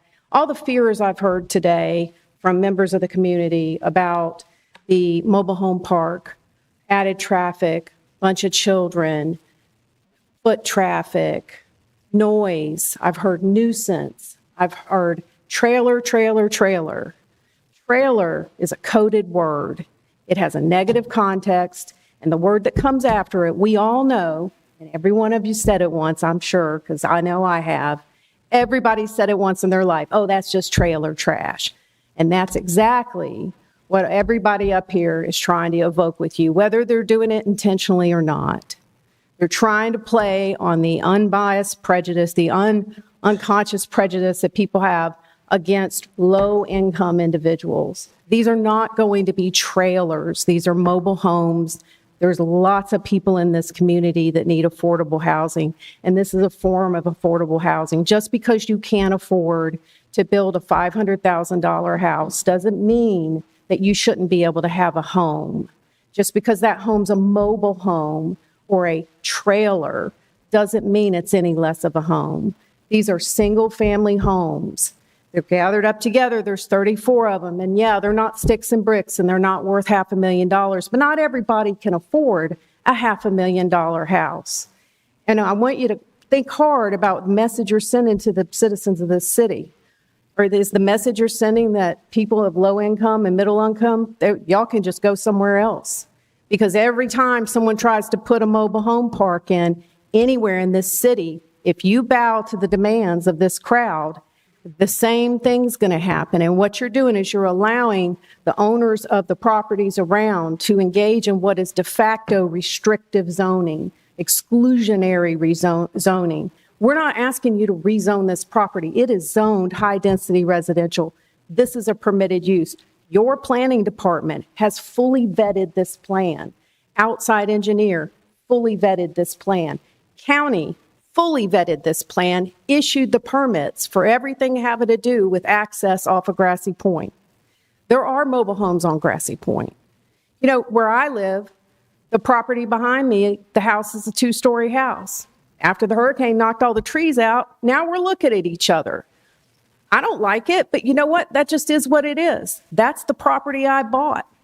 The first gentleman that got up here and talked to y'all about if I wanted to live next to a trailer, I would have bought a house in Fountain. Well, hey, you bought a house right next to a piece of property that was zoned high-density residential. Because this property's been zoned high-density residential for a long, long time. The entire subdivision that's next to it, that's complaining about their houses and this being next to them, and oh no, there's going to be trailers next to me. That whole subdivision was built while the property right next to it was zoned high-density residential. Everyone's conflating the concept of compatibility with the concept of likability or acceptability. Compatibility also means this is a residential use, this is a residential use. My client's not trying to bring in a car wash. They're not trying to build even an apartment building. We did 38 townhomes, that was approved. Moved it down. Now it's 34, and instead of it being more of a combined living like the townhomes, it's single family. There's a need for that. There was a study that came out a couple of days ago about the deficit of affordable housing in this county. And I'm sure that that is just as much a deficit in Lynn Haven as it is in other places in the county. So compatibility doesn't have to mean everyone's going to like it. Compatibility means, is it the same type of use? And it is. It is. And all these fears are really rooted in the negative stereotype associated with trailers. There's not a single person has gotten up here and provided you with some empirical data, a study, anything that shows that a mobile home park is going to ruin the neighborhood. I lived in a mobile home when I was a kid. It was a trailer. It was a single wide trailer. We lived in that for about 6 months before my parents bought our house. And you know, years later, the lot behind us got cleared. And I asked my dad, well, what about the lot next door to us? Could somebody do that to our lot? That lot right there between us and the Smiths? And he said, not unless Tom and Kathy Nolan say yes, because we bought that lot so we could control what happened on it. That's the same thing any of these owners could have done. They could have bought this parcel. It was up for sale for years, and they didn't. But what they're asking you to do is limit my client's right to develop his property, to better their property, to benefit their property. And what it really comes down to is they just don't want mobile homes next to them. They're not really worried about flooding. They're not really worried about traffic. All those fears are rooted, and they don't want to have mobile homes next to them because they're scared there's going to be this, that, or the other happen, or it's going to be a nuisance. Just because it's a mobile home doesn't make it a nuisance. So what I'm asking you to do and what my client's asking you to do is abide by the plan. Plan is already, the plan set, the land development code, we comply with it. Comprehensive plan, we comply with it. Your comprehensive plan in both of the places that your lawyers told you, it says that you're supposed to do, that you're supposed to allow mobile homes. It uses the word shall. That's a mandate, not may. It uses the word shall. And I would implore you to think about the people in this city that need affordable housing and approve this development. Thank you. Thank you, ma'am. Can I rebut something she said? Because it was kind of just made me feel icky. Sure. We're not telling people they can't live in a trailer park. These are metaphorical houses. If they're a citizen, they already own a house. We're not telling anybody to leave. Okay? Like, were you saying, oh, you're going to tell your citizens that you got to leave Lynn Haven? They already have a house. Why are they buying a trailer? They're already a citizen here. We're trying to talk about the people that actually live here, not some metaphorical people that might live here. Okay, so don't say that we're telling our citizens to leave, because we're not. All right, City Attorney, I believe we have our commentary and testimony complete at this point. Do you have anything else to add? I'll just remind you that you need to make your decision based on the record you've heard before you. The applicant has the burden of proof to show that he meets the requirements of the code. The burden then shifts to y'all to show why there is an incompatibility issue here that warrants denial, or another legitimate public purpose that would warrant denial. All right. So at this time, we are concluding the hearing, or the testimonial portion of the hearing. We will begin commission deliberations. I think there's a reason why in the comprehensive plan it has the compatibility for mobile home parks. And so I think you need to look at it as what was the intent of that? And when you look at this situation, I don't think this was the intent of it. I really don't. So I don't feel like it's compatible for this area, and that's not the intent of the comprehensive plan. Was not for this type of area. That's the way I look at it. So you're saying just to make sure I'm clear on what you're saying that it's not compatible based on what you're saying. Correct. Okay. May I make a motion? I make a motion that we do not accept it. I vote no. I'll second. Interim City Manager, would you call the roll? Commissioner Tender, Yes. Commissioner Warwick, Yes. Commissioner Peebles, Yes. Commissioner Perno, Yes. Mayor Lowry. Yes for denial. At this time, this concludes the proceedings, and let's adjourn for a 5-minute break. Beep.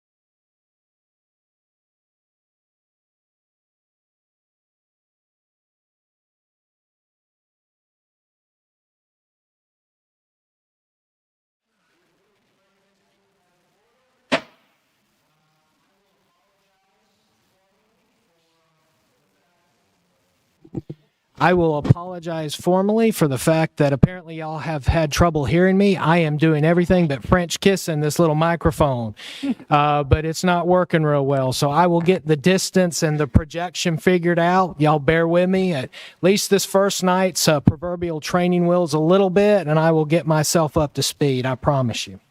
I've got a lot of good help up here. All right. With that said, we'll go off to the next thing on the agenda. So we had item 9 complete. And that was a 5-0 vote to decline or disapprove. Next up is discussion and possible approval of a development order, Central Pentecostal Ministries Building Addition, parcel number 11794-000-000. And Vicki, you're up again, ma'am. This is also a quasi judicial hearing, so I'll need to swear in witnesses and get your Jennings disclosures.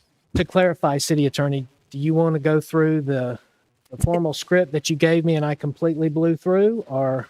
It's completely up to you. I don't know that you'll have as much folks talking to this one, so you can probably do it a lot quicker. Okay, let's just move on through it then. Anyone who's giving testimony, do you swear or affirm that the testimony you'll give tonight is the truth and nothing but the truth? Thank you. I've had none.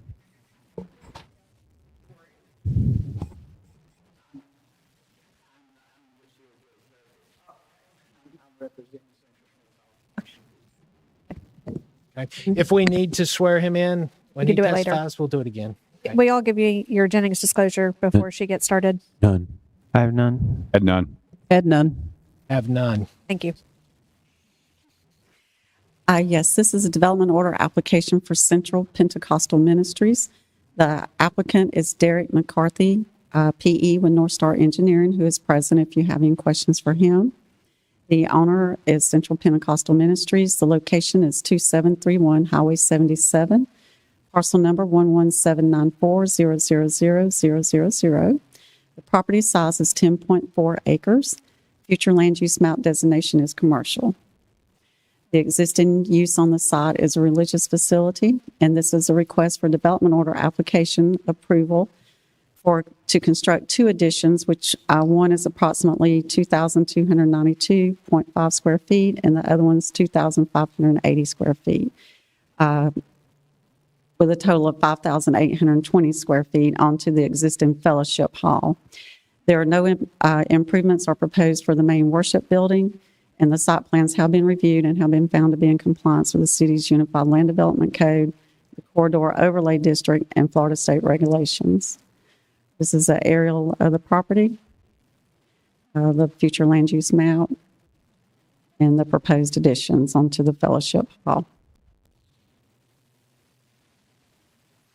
Hey, thank you for that, Vicki. Do any of the commissioners have any questions before we hearing or take any testimony from Vicki? No. No questions. Okay, thank you, Vicki. All right. Do we have anyone from the applicant that would like to speak? Good evening, sir. Good evening. I'm Derek McCarty with North Star Engineering Move that up. as the applicant for the church. And very clearly stated, it's an existing building, I think typical, vault. We're adding on both sides to that to allow for additional seating area in the fellowship hall.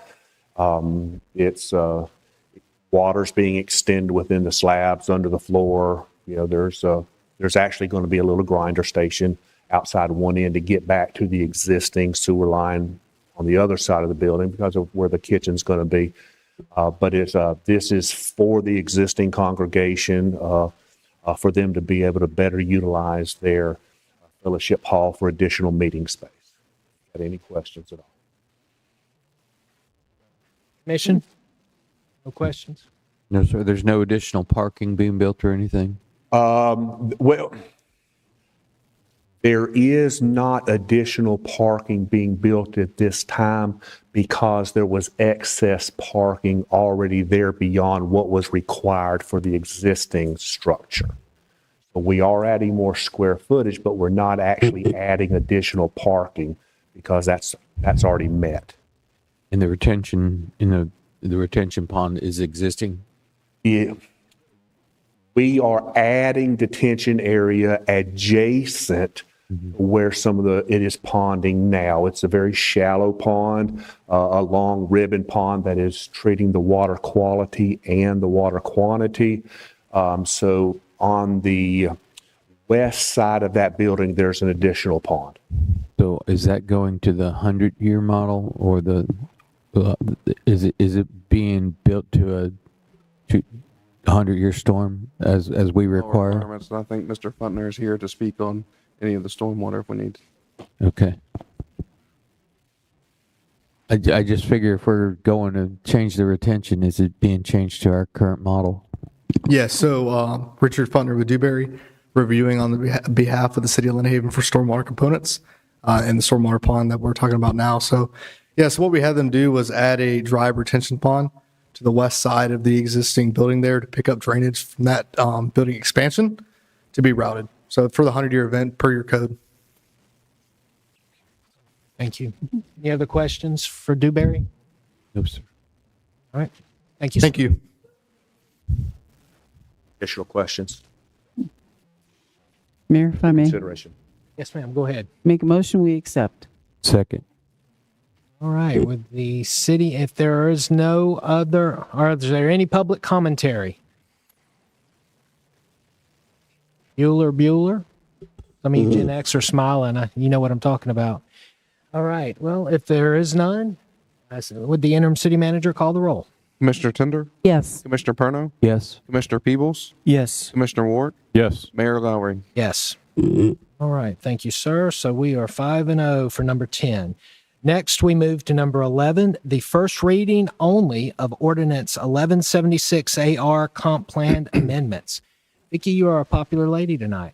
Hey, Mayor, let me read the ordinance. Yes, sir. An ordinance of the City of Lynn Haven, Florida, amending the city's comprehensive plan to implement the evaluation and appraisal report required by Section 163.3191 Florida statutes, amending elements to meet the requirements of Section 163.3177 Florida statutes, basing the amendments upon permanent and seasonal population estimates and projections published by the Office of Economic and Demographic Research for a 10-year and 20-year planning period, amending Chapter 1, the Future Land Use Element Goal 1, Objective 2, Policy 2-1-04, adding group homes, amending Objective 10, Natural Resource Protection Policy 10-3, develop and maintain a stormwater master plan, amending Chapter 3, Housing Element to update policies, amending Chapter 4, Infrastructure Element to update the level of service standards in Goal 1, Policy 1-1, and Goal 2,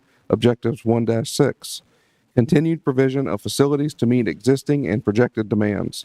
Amending Chapter 5, Coastal Management Element Goal 1, Objective 3, Policy 3-6 to include the requirements of the Deer Point Protection Zone and adding Goal 3, Objectives 1-7, preparing impacts and compliance with Section 380.093, subsection 3, Florida statutes related to sea level rise, amending Chapter 7, Recreation, Open Space Element Goal 1, Objective 1, to update population projections and facility provision, amending Chapter 9, Capital Improvement Element Goal 1, Objective 1, Policy 1-2, to update infrastructure level of service standards, and updating Objective 8, Figure 9-1, Schedule of Capital Improvements for the 5 and 10-year planning period, including projected revenue sources to ensure the availability of public facilities needed to maintain adopted level of service standards, providing for severability of provisions, repealing all ordinances in conflict herewith, and providing for an effective date. I didn't Could you get read all that that. again? Can you reread that? Absolutely. Just going to say that. It has bit to be of the an longest resolution I've heard in 8 years. Can you read it again with a little bit of an Irish accent? No. All right. Thank you for that. Ms. Vicki, you're up.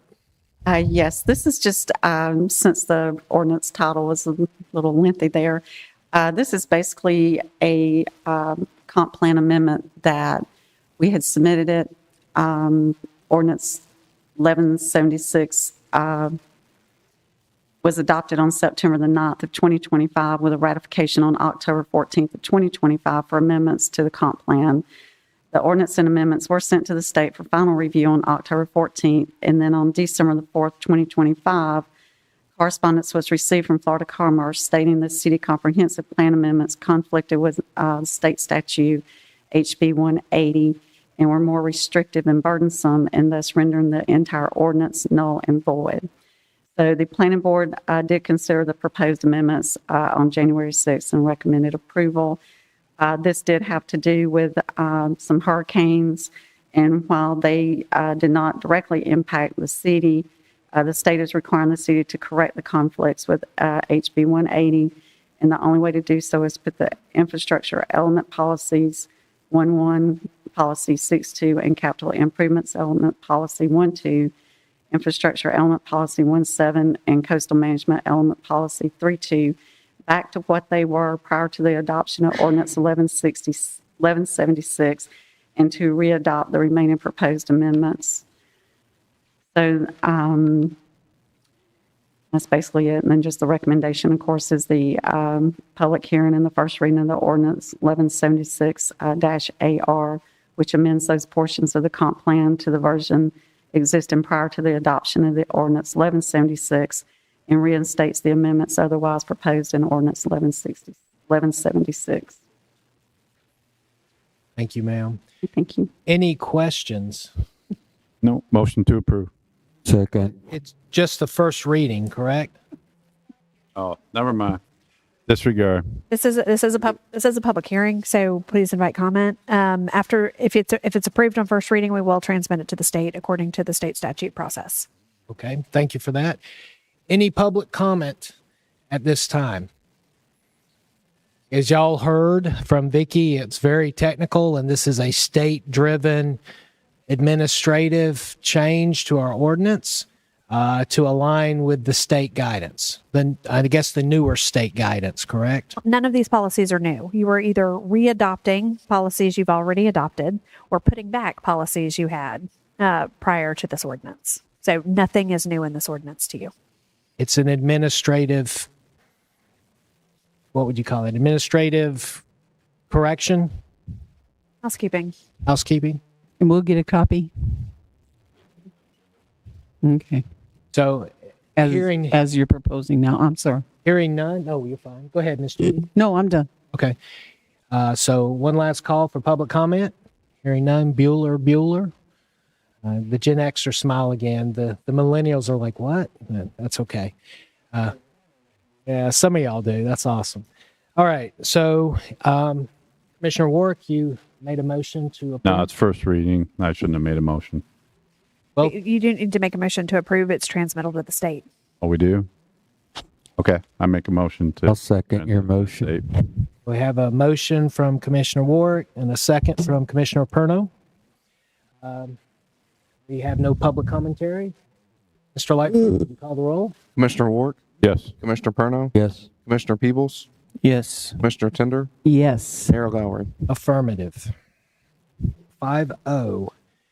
All right. Thank y'all for that. Number 12 on the agenda tonight, discussion and possible improvement. And let me start over again. Number 12, discussion and possible approval of resolution 2026-01-516, updating and amending the public records request policy. A resolution of the City of Lynn Haven, Florida, updating and amending the city's public records policy, repealing all policies or resolutions in conflict herewith, and providing an effective date. We had some discussion the last couple meetings on the public records policy. Ms. Myers went back, brought back a policy that she has used in the past. We adjusted it accordingly to fit Lynn Haven, and that's before you tonight for approval. Before we open up for public commentary, any questions or discussion among the commission? Commissioner Tender, this was kind of your baby, I guess you could say. Are you cool with it the way that it is? For the public request? Are you cool with the updates that were made? I'll be honest, I haven't read it. But as long as the commission does not have to pay for public requests, when it has anything to do with our business here, that's the biggie for me. And I just want us to be, I really want us to be cognitive of the outrageous fees we charge people for public requests, even when it's something on a computer. I mean, hundreds of dollars. I don't want to make it hard for our public to interact. Mr. Lightfoot, would you give us a quick summary just for the public's knowledge, understanding that this was out on the webpage, but would you give us the quick Reader's Digest or Cliff Notes version? I'm going to defer to Ms. Myers, who wrote the policy. All right. That's fair. So this is based on the Panama City Beach policy that you mentioned, Sam, specifically in the last meeting. And since I authored that policy, I felt comfortable using it as Can y'all hear her? Okay. Sorry, you're in the same boat I am. Do everything but French kiss the microphone. Trying to look at y'all, 'cause you're my client. This is based on the Panama City Beach policy that Sam mentioned at the last meeting. And since I authored that policy, I felt comfortable using it as a springboard to present to Lynn Haven. Some of the things that it does, it says that the city will use its best efforts to respond to public records requests within 7 business days from the date of the request. It specifically says that the extensive requests are those that require more than 30 minutes of staff time to find, gather, review, redact, and put together to respond to the records request. That 30 minutes is something you can change. I think 30 minutes is what you use currently. 60 minutes is what the city of Panama City Beach used, but this is 15 minutes is what the Sunshine Law requires. Anything over 15 minutes is considered an extensive request under the Sunshine Law. So you were saying for Lynn Haven, anything over 30 minutes is an extensive request that then triggers all those additional fees for the staff time. It also provides a formula for how to calculate the time estimate. 2 minutes per page is the time estimate that we have set here. You can go less and say 1 minute per page if you want. 2 minutes is about the most you could do, but again, it's just an estimate to provide a cost.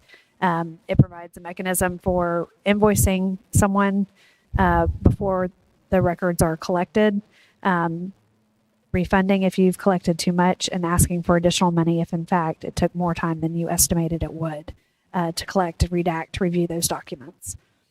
That's it in a nutshell. But it filled in all of the gaps and left off. Your current policy mostly reflected current Florida statute. So this policy fills in the gaps that are not addressed by statute and which you have discretion to set forth. So to answer Commissioner Tinder's question, no, this doesn't address us as commissioners if we request public records. It does not. So we go by Florida statute. You'd have to go by Florida statute. What does Florida statute dictate if we request public records? So again, I think it's been the city's practice to charge you for records that are outside the scope of what you can do as commissioners. And that's not inappropriate. Certainly the city could waive that if you wanted to put in your policy that that's the case. Yeah, as long as it includes, if we're working on a project and we need the information as commissioners, yeah. Yeah, so if there's an action you're going to take that you need, that you need public information and public records on, absolutely you should not be charged for that. That is information you need to make your decision. But if it is something that you are not authorized to make a decision on, or is not foreseeably to come before you to make a decision on, I don't know that it's unreasonable that you be charged a public records request just like any other citizen. But Florida statute covers what you just said, right? I don't know. I don't believe Florida statute addresses that specific issue about whether or not commissioners can be charged. Well, we could amend this to say that. Yeah, I think we need to amend it to say that what the city attorney just said. I would tend to agree with both of you. I would like to get a pulse of the commission among the other four. What are your thoughts on 30 minutes versus, let's say, 45 or 60 minutes worth of processing time? Realizing that the current policy that we have in place for public records, Amy, it's from the very early 90s, right? 92, 94? And it was very much when we were in the Xerox days, there wasn't a lot of electronic records. And if folks are asking for older records, obviously that's going to be more labor intensive, right? Digging up the old. But if it's a modern contemporary record, these should be e-records, right? So you would think intuitively it would take less time and that the administrative person, the clerk doing the duties, would be able to get through this in a more judicious, efficient manner than the old school file cabinets, thumb through, pull them out, photocopy, whatever, and go back. What do y'all think about the 30-minute? I'm good with the 30 minutes because it used to be 15. And Yeah, we're doubling the I think time. we're being generous with the 30 minutes. And the same with the 1 versus 2 minute per page processing time for cost. I'm good with that. I'm fine with the 2 minute right now. My concern right now is that when I first brought it up about adding more time, I hadn't considered that most others, well, I won't say most other cities, the cities that I talked to have a separation between the clerk and the city manager, and we're asking the city manager to also be the clerk, and so to pull more time away, or even pull time away for CJ to do it, we don't currently have the structure that other cities have that allow like the first hour. So I want to be conscientious of that. So I think the 30-minute mark is a good compromise. And I think, I'm sorry. Go ahead. We also need to be aware of the fact that we have, what'd you say, $300,000 worth of files that are still sitting in boxes in paper. I mean, our residents shouldn't be penalized for that. Most of our public records requests are for the current stuff that's electronic, but it still takes staff time. Ms. Hodges can talk about how long she spent on a public records request recently. Well, am I on? When we pull public records, it's just not one person. It's going to impact multiple departments and multiple employees. So it depends on how the request comes in, who has to do the work to pull the record. Then there's a final review, a legal review, including Ms. Myers on many times to make sure it's redacted fully and completely. Let's take, for example, if we get a public records request for emails between 2, 3, 4 people on a topic. Well, that becomes a programming issue in terms of making the parameters for that run of emails. Then that requires, if it hits, someone has to go through each email to see if it relates or doesn't relate. And that could be thousands of emails that have to be studied by an individual to make sure it's responsive to the request. Personnel files. We have personnel files that we keep 50 years. So that means going through not only paper, we still have some in paper, and digital, and then one, determining if it's responsive to the request, then redacting, depending on the their position. It could be just a redaction of what's considered confidential information, such as Social Security or birth dates, but it could be addresses. It could be dependents to addresses and names. So every piece of paper has to be reviewed and then redacted and then reviewed again before it's released. One of the recent ones, I think we're closely finished, was probably in excess of 40 hours of my time. Then it goes through a final review, and that's collecting, reviewing, redacting, and then preparing. So there are very few. If it's easy and we can push the button, we'll provide it. Oftentimes it's the requester who doesn't even know how to ask for the record, of which we try to get clarification to lower the time and lower their cost. Because if their request is huge, it is going to look like it's going to cost a lot. Understood. Who is doing most of the requests now? They can be anonymous. We can't ask who they're from, nor determine. No, I don't mean people asking. I mean, who are the employees that are doing Mostly CJ. The public records request email goes to CJ, and then she disperses out to the correct staff. And do you, $1,000, holy cow, they must really want that information. Yeah, but how big of a public record request is that? You don't know what they're asking for, and they're probably asking for quite a lot. I mean, we don't make money on public records requests. Yes, sir. We're not allowed to. And so it's a balance, right? It's a balance between what's reasonable for the city and reasonable for the as long as we're not making a profit, I'm fine. No, we're not. We are most definitely not making a profit. So I'm hearing a consensus, and we'll do a formal vote, but just for purposes of discussion and kind of get the pulse of the team here, everyone seems good with the 30-minute and the 2-minute per Yes. page for costing purposes. And it seems amenable to this with the caveat or the add of commissioners and their official duty to include me as the officially commissioner, mayor commissioner. The 5 of us would be able to get records for any official related duties to our function in our current elected. So I'll make a motion to approve and an amendment to it so it has language in there as far as what we can request as commissioners for public record requests. Second. So I have a first and a second. Before we move forward, public commentary. Mr. Scray and then Mr. Detweiler. Regarding all those records we have to scan, do we have a plan to get those scanned? I know it's going to be costly. 300 grand. Okay, so here's an idea. DOD. You guys ever hear of SkillBridge? Municipal governments have access to that program. You can bring in a member of the DOD who's toward the end of their career, looking for a transition. The Department of Defense pays them while they're still on active duty to come work in industry, okay? Municipal government counts as industry in that program. So you guys could use your connections to go out in the DOD world and let them know that City of Lynn Haven's looking for a SkillBridge intern. No cost to the City of Lynn Haven. Bring them in, have them work part-time scanning records. If they've been in the DOD more than a year, they know how to scan records and sort stuff on a computer, okay? And the rest of the time, they can work in whatever department most closely associates to their area of interest that they may be working in outside of their military career. No cost to the city. That's your solution right there. If you can find somebody that's willing to partake in that internship program, that's how you foot that bill at no cost to the resident.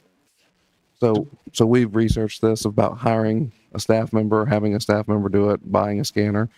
The documents need preserving. They've been rolled up. They're in a non-climate controlled building. It's not just scanning documents and labeling. It's a little bit more than that for the documents that we have to digitize.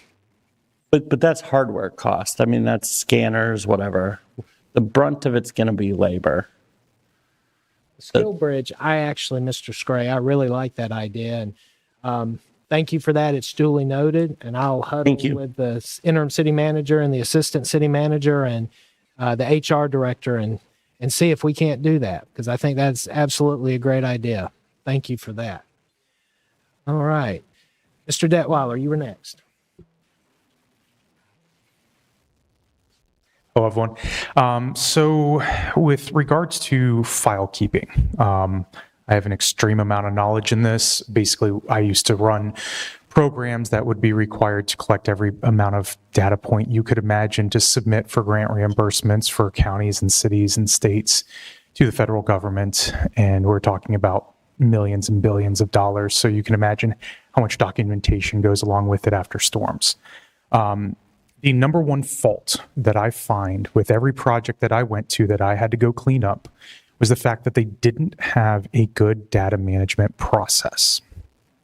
So that means labeling consistency, that means database consistency, that means searchability, that means file scanning, typical things like that, where it shouldn't take you long to find, let's say, the city's insurance policy. And it shouldn't take long to redact that policy because there would be no PII in it because it's a city policy. So charging $150 something for $68 an hour to go and get that policy seems a little bit ridiculous. Now, there were some other stuff in that request, but simply you could have sent back, here's the policy, what else would you like? Other things that you need to look at when you have public records requests is data availability that makes it so that we don't have to have the requests in general. There's a program for building and permitting and things like that for development orders, those types of things, where programs like Acela or other programs, GovOS, there's multiple ones where they have forward-facing databases. I, as a citizen, don't even need a login, can go in at any time, put in a lot number or whatever pertains to it, and I can do the searches myself. You're already putting the information in. Why do you need to do it twice to go and search it back out? The other thing that I want to bring up is the fact that Florida state statutes for public records also allow me to come in and manually inspect the documents. Now, do you go through and do a bunch of PII work or a bunch of redactions if I'm going to manually inspect them? No, you don't. I can physically inspect documents without being able to take photos or being able to take anything else, and I can not take records of it, but you would provide me with redacted documents to inspect, even if you don't know what I'm looking for.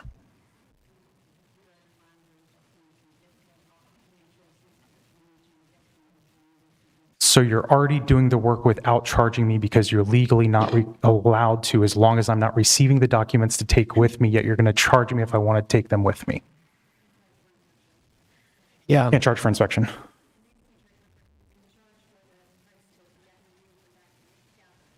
I would review state law.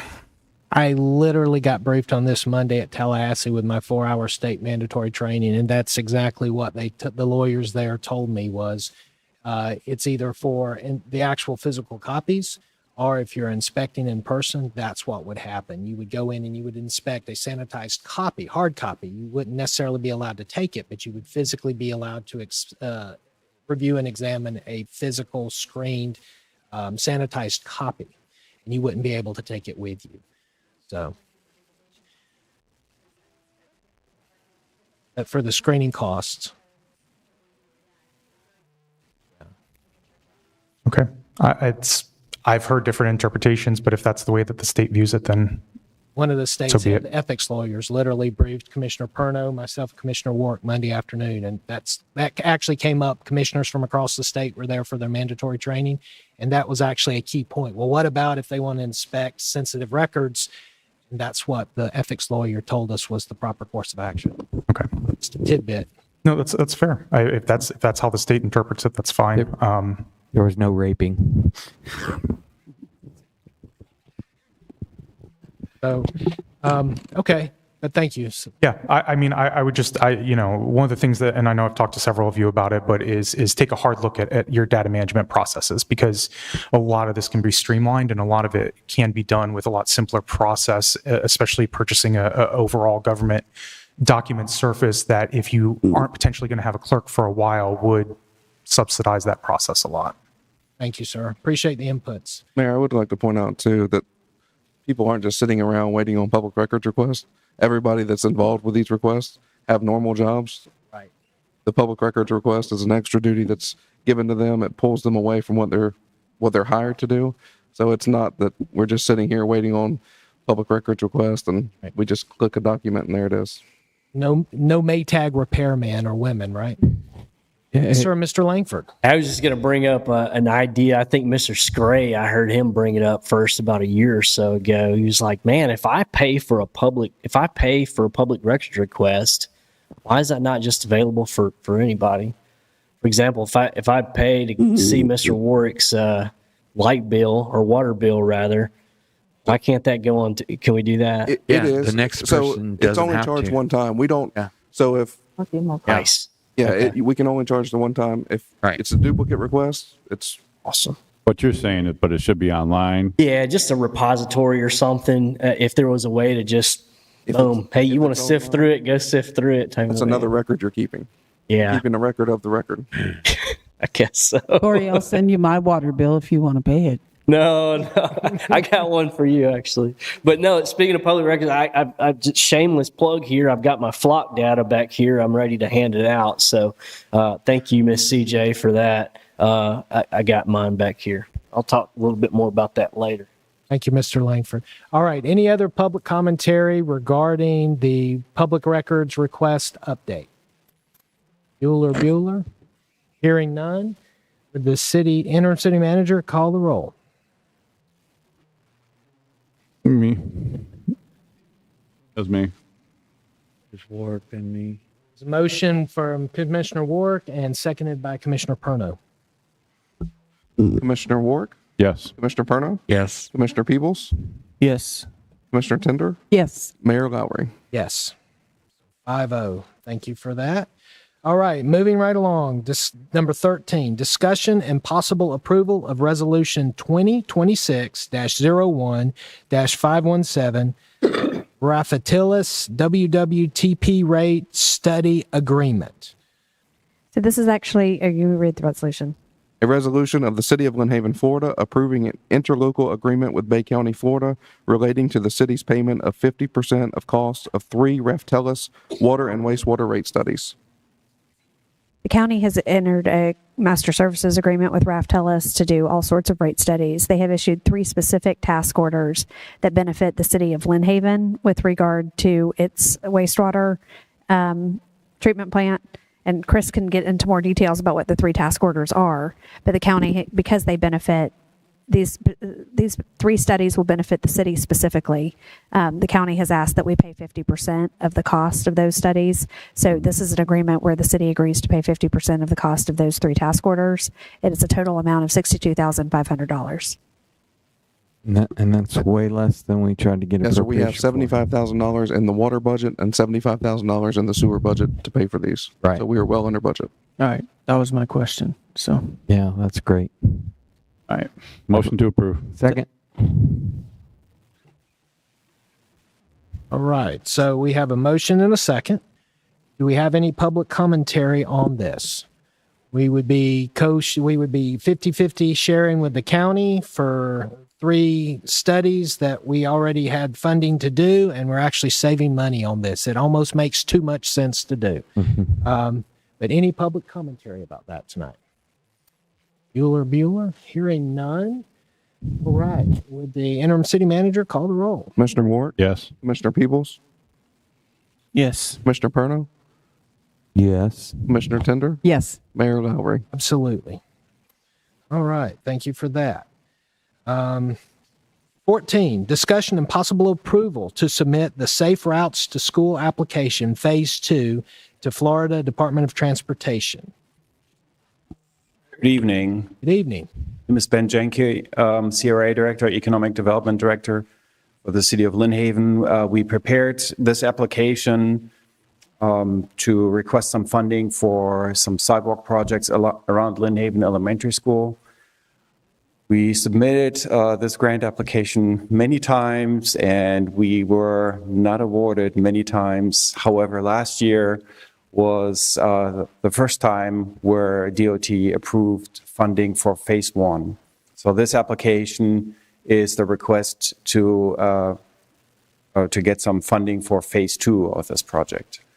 This is a joint project with Lynn Haven Elementary School, as well as the city, and to enhance, as the title suggests, to enhance the traffic safety or safety for the kids to go to school, walk or ride their bikes to school.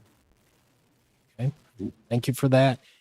Does the commission have any questions? I'd just like to say that last year when we rank, we ranked out, and we were at the TP. This went through DOT at the TPO, and we did not rank out originally in the top tier, but Ben resubmitted, and we did rank out, but it was past the deadline, and even though we ranked out higher at the end, it was brought to our attention, and because another city was awarded, but we definitely show the need. We check all the boxes, and we could rank in this second phase. We could rank very high. We could be the highest ranking people to receive the money, I think. Are you referring to a transportation alternative grant? No, sidewalk, right? Sidewalk project. This is a different one. I think he's referring to TA. Oh, I see. Different grant, same funding source though. Goes through DOT. And it has to go to TPO as well. Okay. Okay. Oh, go ahead. I'm sorry. Never mind. But I do know that we went back to the drawing board on that one, but we didn't Yes, sir. Yeah. So what I hear you saying, Commissioner Perno, is It's very likely that we might rank out very highly in this when it goes to the TPO. there's clearly a well-established and documented need here. Anytime it's around building sidewalks around schools for egress, for better safety for the kids, because that's the route we took along the last line on that one. But that's, if you've ever been around middle school when they get out, they come from all angles. Yeah. Yeah. No, for sure. Just foot stomping the point. There is a significant need here. Oh yeah. Oh. And just to clarify, the grant for phase 2 is in the amount of $601,097.74. So this grant is 100% funded with the exception of the contingency of this grant. So the contingency would be $116,630.90. That would be the response. Should DOT grant us this or award us this grant, we would be responsible for the potential contingency, and that's an expense that could be paid with CRA funds. So very nice. Definitely, we're getting the biggest bang for our buck here. We're putting 10 cents on the table, and we're getting 50 cents in return. Well, I have one question. You said that Lynn Haven Elementary would be responsible for what? Or what part? They're not responsible for anything. They're kind of like the recipient of the benefit. We will be building in phase 2 some sidewalks around Lynn Haven Elementary School, so you can actually walk all the way around Lynn Haven Elementary School, which you cannot do right now. No, without being in the parking lot. Thank you. Any other questions from the commission? Motion to approve. I will second that motion. Texas two-step here tonight. That's awesome. Appreciate you guys doing that. We have a motion and a second. So before the board moves forward, do we have any public commentary on the sidewalk application for safe routes to Florida DOT? Hearing none, the interim city manager, call the roll. Commissioner Ward? Yes. Commissioner Perno? Yes. Commissioner Peebles? Yes. Commissioner Tender? Yes. Mayor Lowry? Yes, sir. 5-0. Thank y'all for that. All right, we're nearing the end of the agenda tonight. We have our 3 add-ons. Number 15 being the city manager hire process, kind of where we're at and way ahead. And Commissioner Perno, you asked to add this, correct, sir? Would you like to? I did the last meeting, but Commissioner Peebles asked at the beginning of this meeting. Yes, sir. I'll respectfully defer to you two to start off the conversation here. You go ahead, Sam. Okay. So we've all received our packets with applicants. We've all had time to review them. So I think we need to give the staff a way forward on how to present this. My thought process is based on the number of applicants, based on the number of qualified applicants, maybe we each submit our top 5, and then if we have enough overlap over 5 of them, then we'll go with those 5 and then whittle it down from there. Or we have the option of potentially doing a public workshop to just in the sunlight talk about if we want to do the 5 names. We just got to get this ball rolling. So I just wanted to hear everyone's thoughts on that. Obviously we have the sunshine law, so I couldn't go to you guys and be like, hey, come with 5 names tonight. So now I'm saying it. That was my idea. I'm not going to die on that hill, though. If you guys have a better idea, we just need to get the ball rolling. So I'll do whatever we decide here, but yeah, I believe we've got a very capable guy that we can give a short-term contract to if it came down to it. That's how I feel. So, You guys want to discuss? I have personally been trying to read every resume that I was given. I have called a few. I've called a few references. I've had meetings. with potential candidates. There has to be a way, the way you're saying, everybody throw 5 in the hat and see if there's any overlap. It's just a very important decision. And I know we all know that. If somebody comes up with anything better than that, oh, here we go. There's a person who wants to speak. I have prepared a ballot where you could list up to 10 names if you wanted to. It would be ranked. So your number 1 choice would get 10 points. Your number 2 choice would get 9 points. Your number 3 choice so far. If you only want to do 5, that's fine. I didn't know where you would go, but you had so many applicants. I wanted to give you room to disagree. If you wanted to go that route, I can pass these out. You can fill them out at your leisure and then return them to me or Jennifer or Gerard to do a tally. But then we can report back to you, here are your top 5 candidates. And should we go ahead and set interviews and go from there? But y'all tell us. I like the scoring system because that'll solve the overlap issue. You know, since there's only, like if we only picked 5, for example, there could be a world where none of them overlap. You know, so yeah, I like this scoring sheet. And then I don't know, you guys want to do top 5, top 10? I think top 10 makes more sense. We had 90 some applicants. Well, in the second phase, we only had 40 and only 20 of them qualified. So, but yeah, but if you want 10, I'm fine with 10. Yeah. So also I want to make sure that the people that qualified in the first round, we can put in this top 10. Is that correct? Okay. Yes. And just a heads up, when you're looking at those applicants, the way the Excel spreadsheet, thank you for that, by the way, there's 2 tabs. So the first tab is the first set of applicants. The second tab is the second. Just wanted to reiterate that because it took me about 30 seconds to realize what I was doing. So I thought I'd save you all some time if you hadn't figured that out already. So. Anything else you'd like to add, Commissioner Ward? Who do we turn it in? Do we just turn it into Gerard and have him? That's fine. Yeah. I think Gerard's the proper.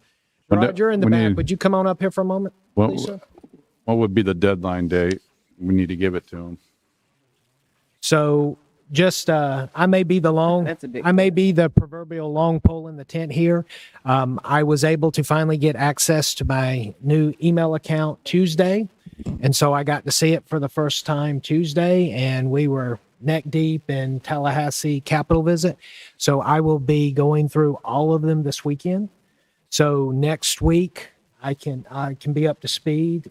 If you guys want to determine a date by, say, Wednesday of next week or even Monday or Tuesday, I'll be amenable after the weekend. I'll have dug out of the administrative hole I've got to tackle.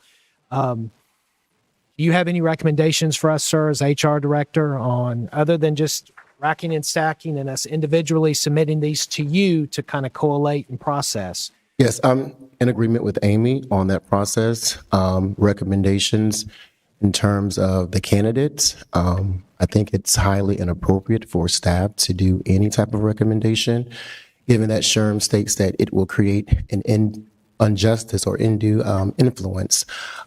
Essentially, staff would be recommending to the commission who our boss would be.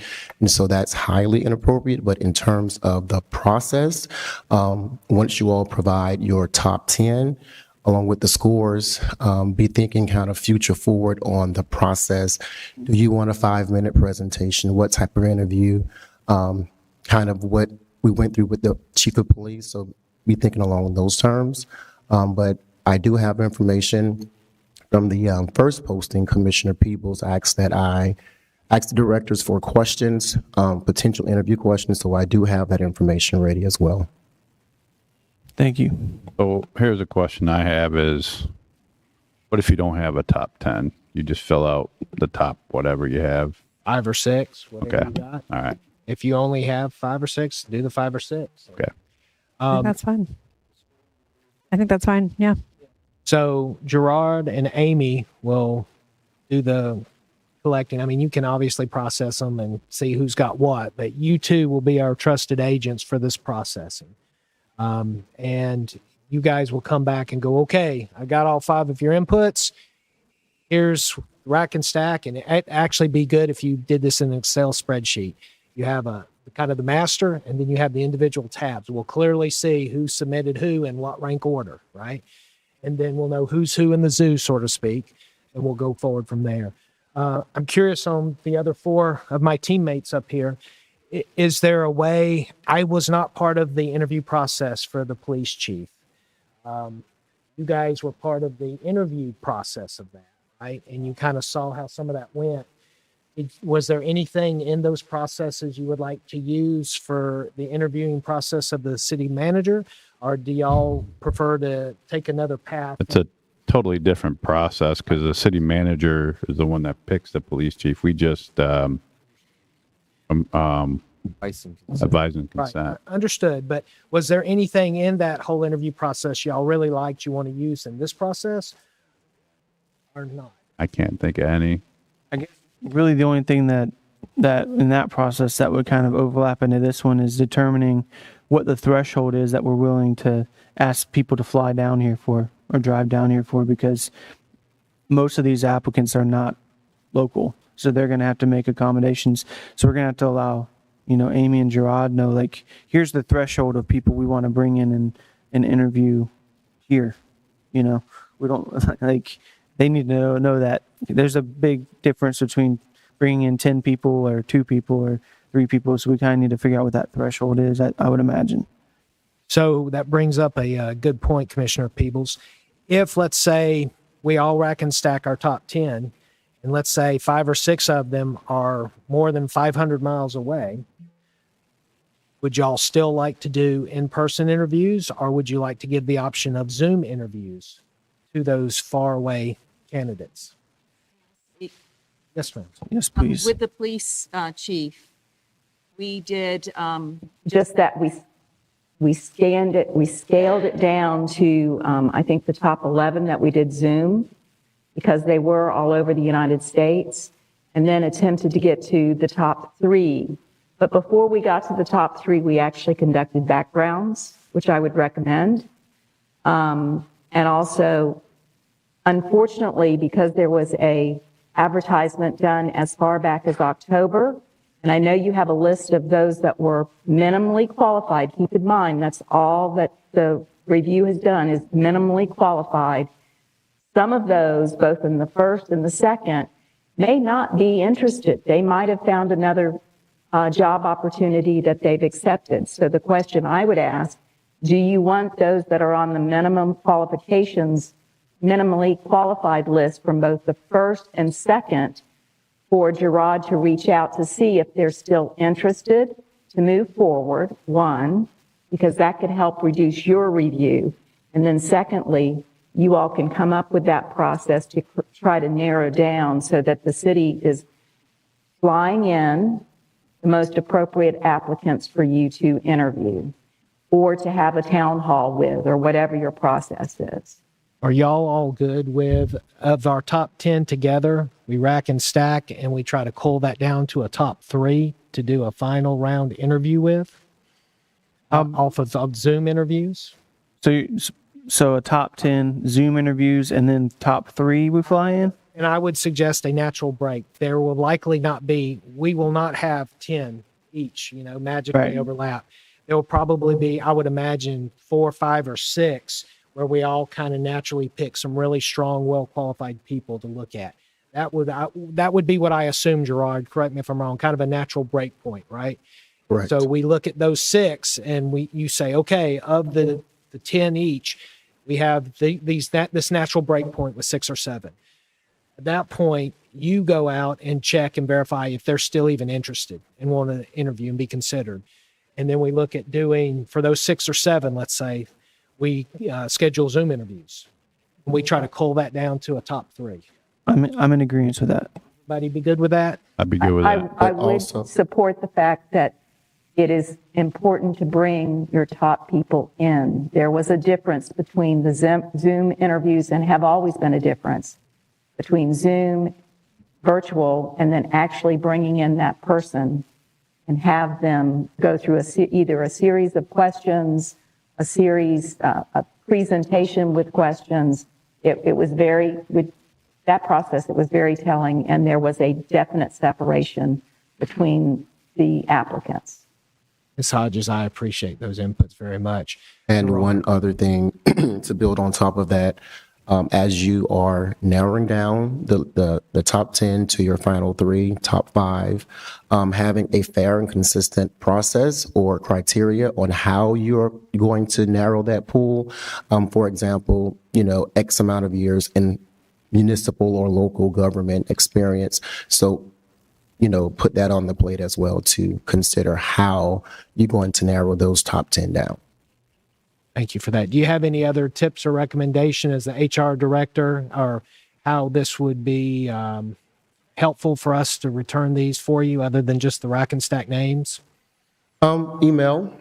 that will be fine. I think the process has been working quite effectively so far. Awesome. Gentlemen, ma'am, do you have any questions for Gerard as we press forward from here? Nope. Thank you. Y'all good? Thank you, sir. Did we decide on a deadline? So that's up to y'all. I will be caught up by the end of this weekend, so we can move on this next week. When next week would be good for y'all in terms of a assignment drop dead date or assignment due date with your inputs? I'm going to go with what you want because I'm submitting mine tomorrow. How much time do y'all need? You want to say Wednesday, close of business Wednesday, close of business Tuesday next week? That's cool.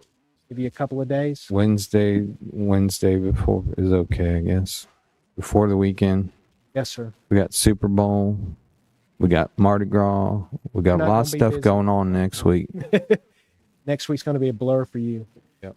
So COB Wednesday, have your inputs into Gerard by email. Is that good with everyone? Good deal. Any other discussion on the city manager hire process before we move forward? Nope, y'all good? All right, good deal. All right, so publicly, I'll speak for a couple of minutes on the city clerk. Now, I've been talking about this quite a bit, but Ms. Judy, you brought this up first, so would you like to speak? Well, I just wanted to get some idea. Chris had sent us out a sheet explaining how Panama City does it.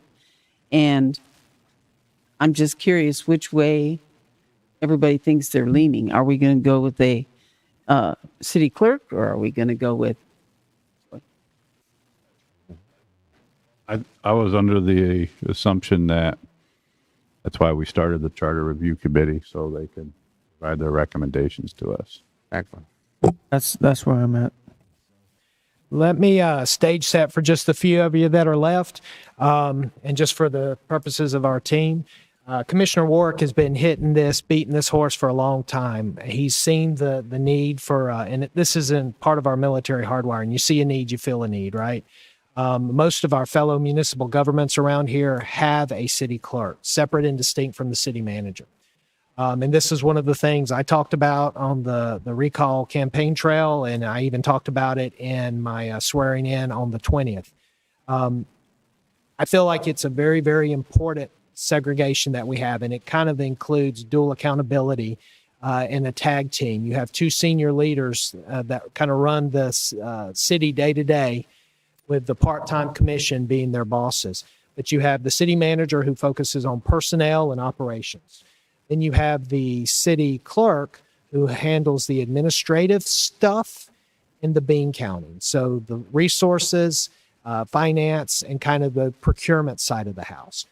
Most of our other municipal governments around us here, Panama City Beach in particular, they have such a setup. They have in Panama City, they actually have they call it the city clerk / treasurer.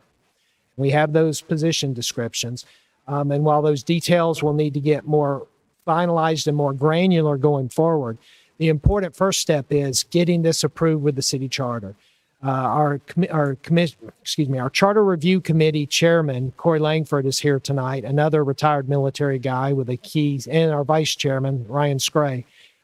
They both see the need. The entire committee has discussed with me and the interim city manager last week In fact, the day after my swearing in, Wednesday the 21st, we talked. They have already finished really the heavy lifting administratively to bring a city clerk back into the mix, separate and distinct from the city manager. Currently, that is a person that would report to the city manager.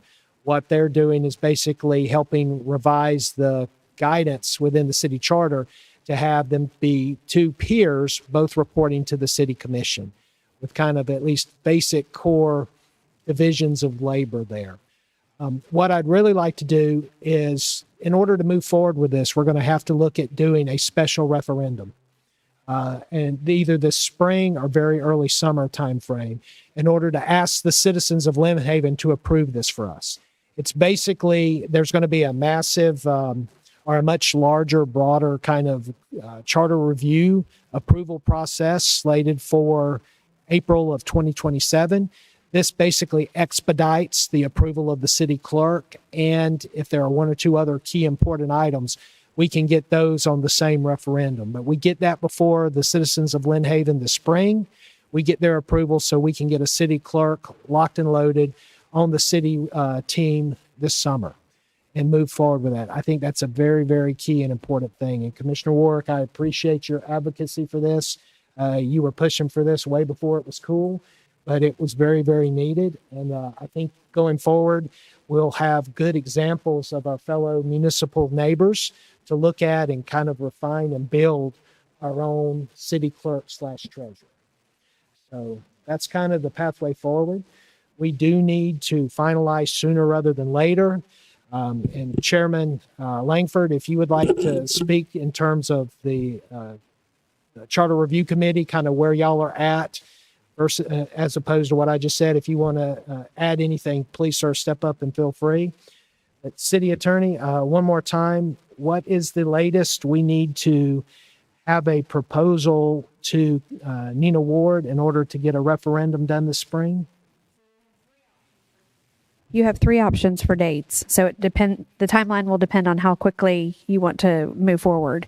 If you want to move forward to have a special referendum on the Super Tuesday in April, you will need to take action to adopt ballot language by at your first meeting in February. By noon on February 13th is the deadline. So your next meeting. She can also do a standalone election in May. And the deadline for that would be,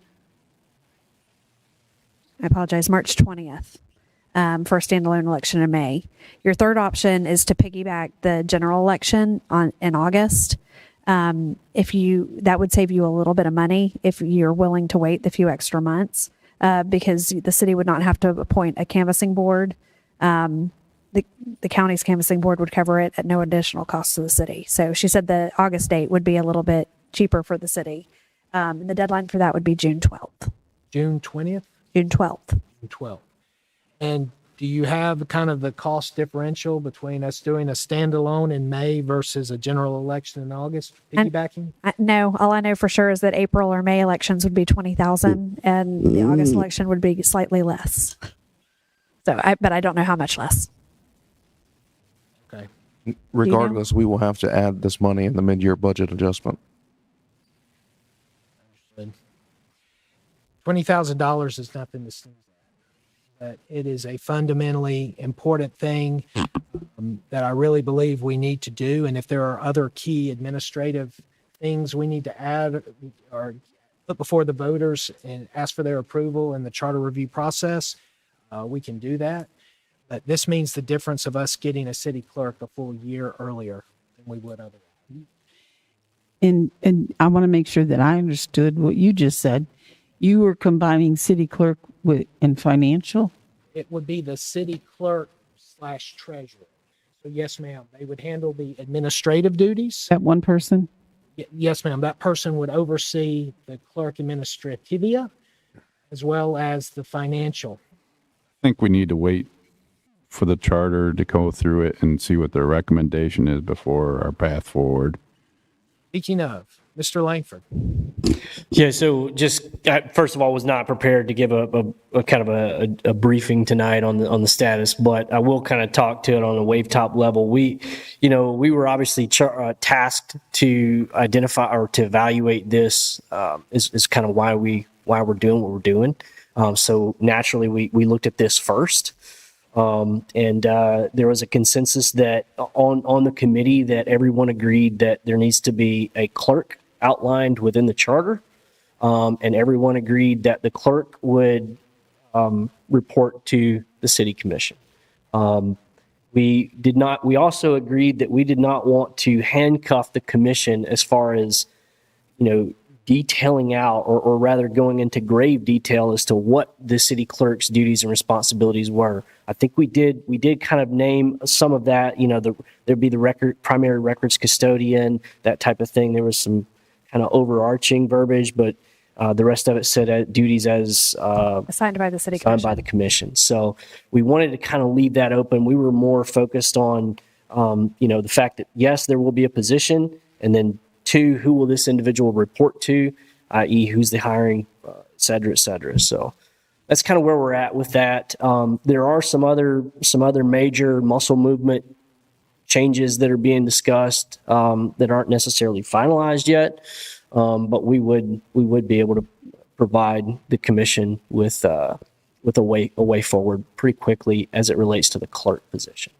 So with our 3 timing options, and my sincere apologies for kind of putting you on the spot here for this, but so we have first meeting in February, which if we just did the clerk right out of the gate, just the clerk and nothing but, okay, first meeting in February could be pretty doable.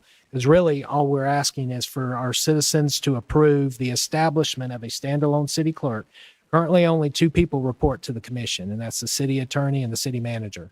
That would be formally establishing a 3rd direct report to the city commission with duties to be defined by the city commission.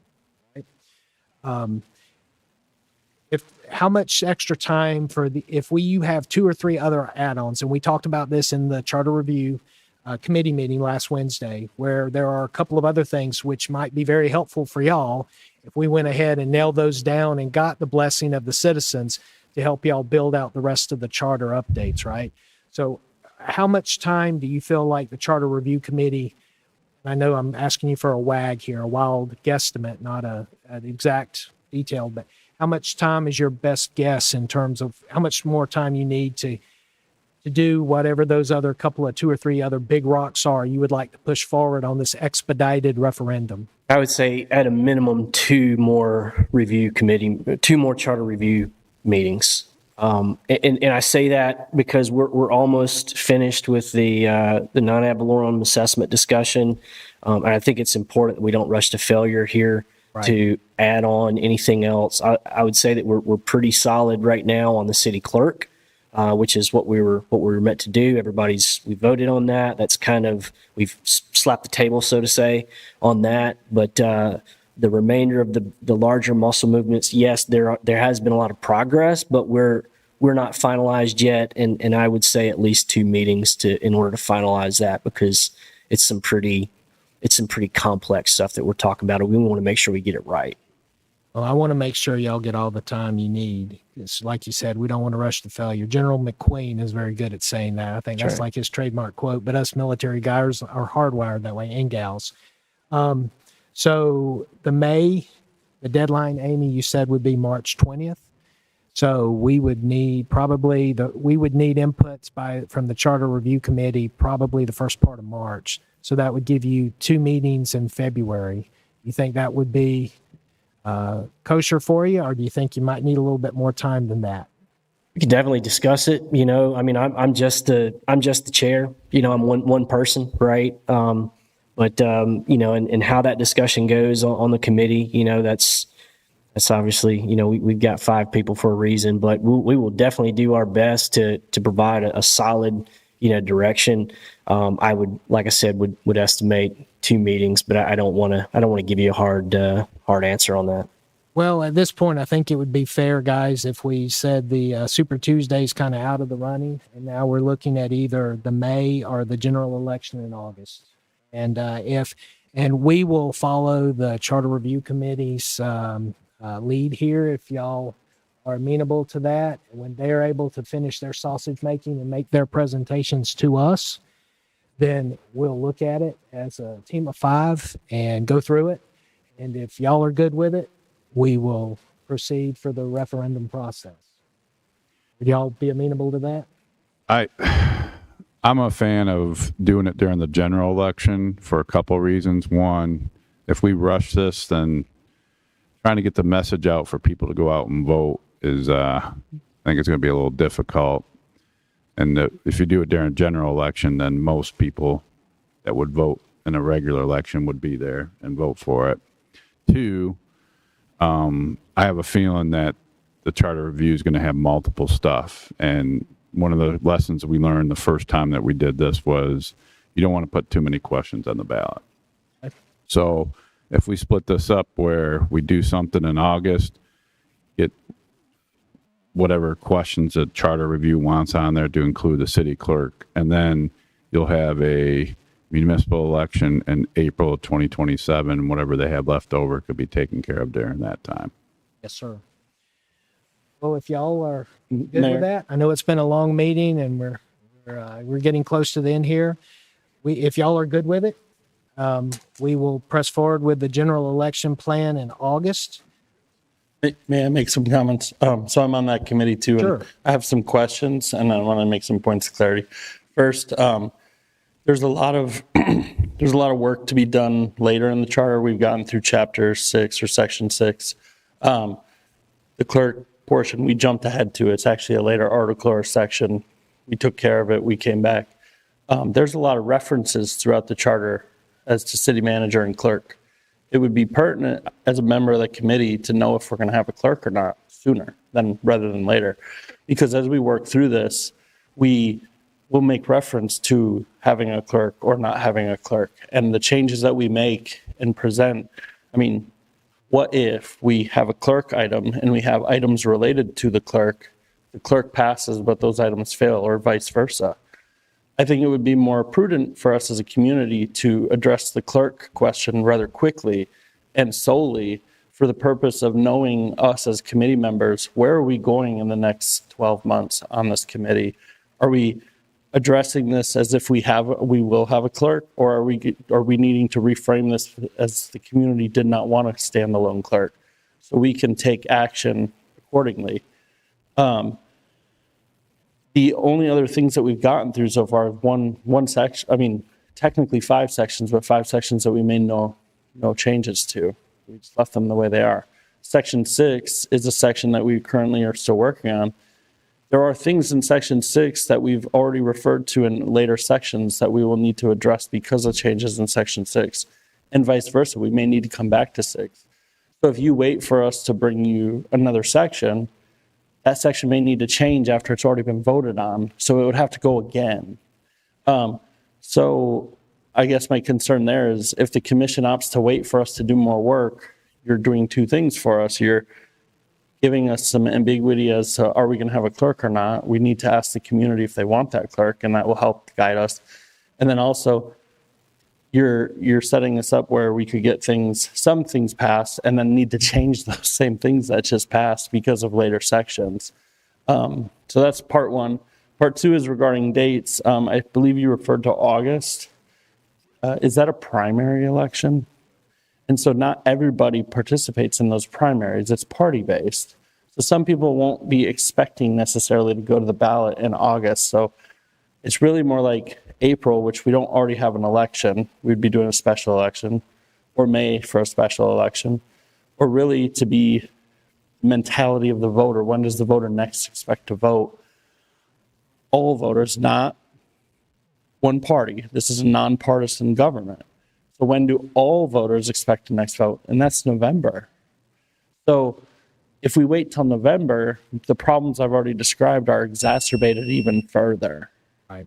So if that makes sense where I'm coming from with that. It does. And I guess the only thing I can answer back to that is I hear you duly acknowledged, Shaq, right?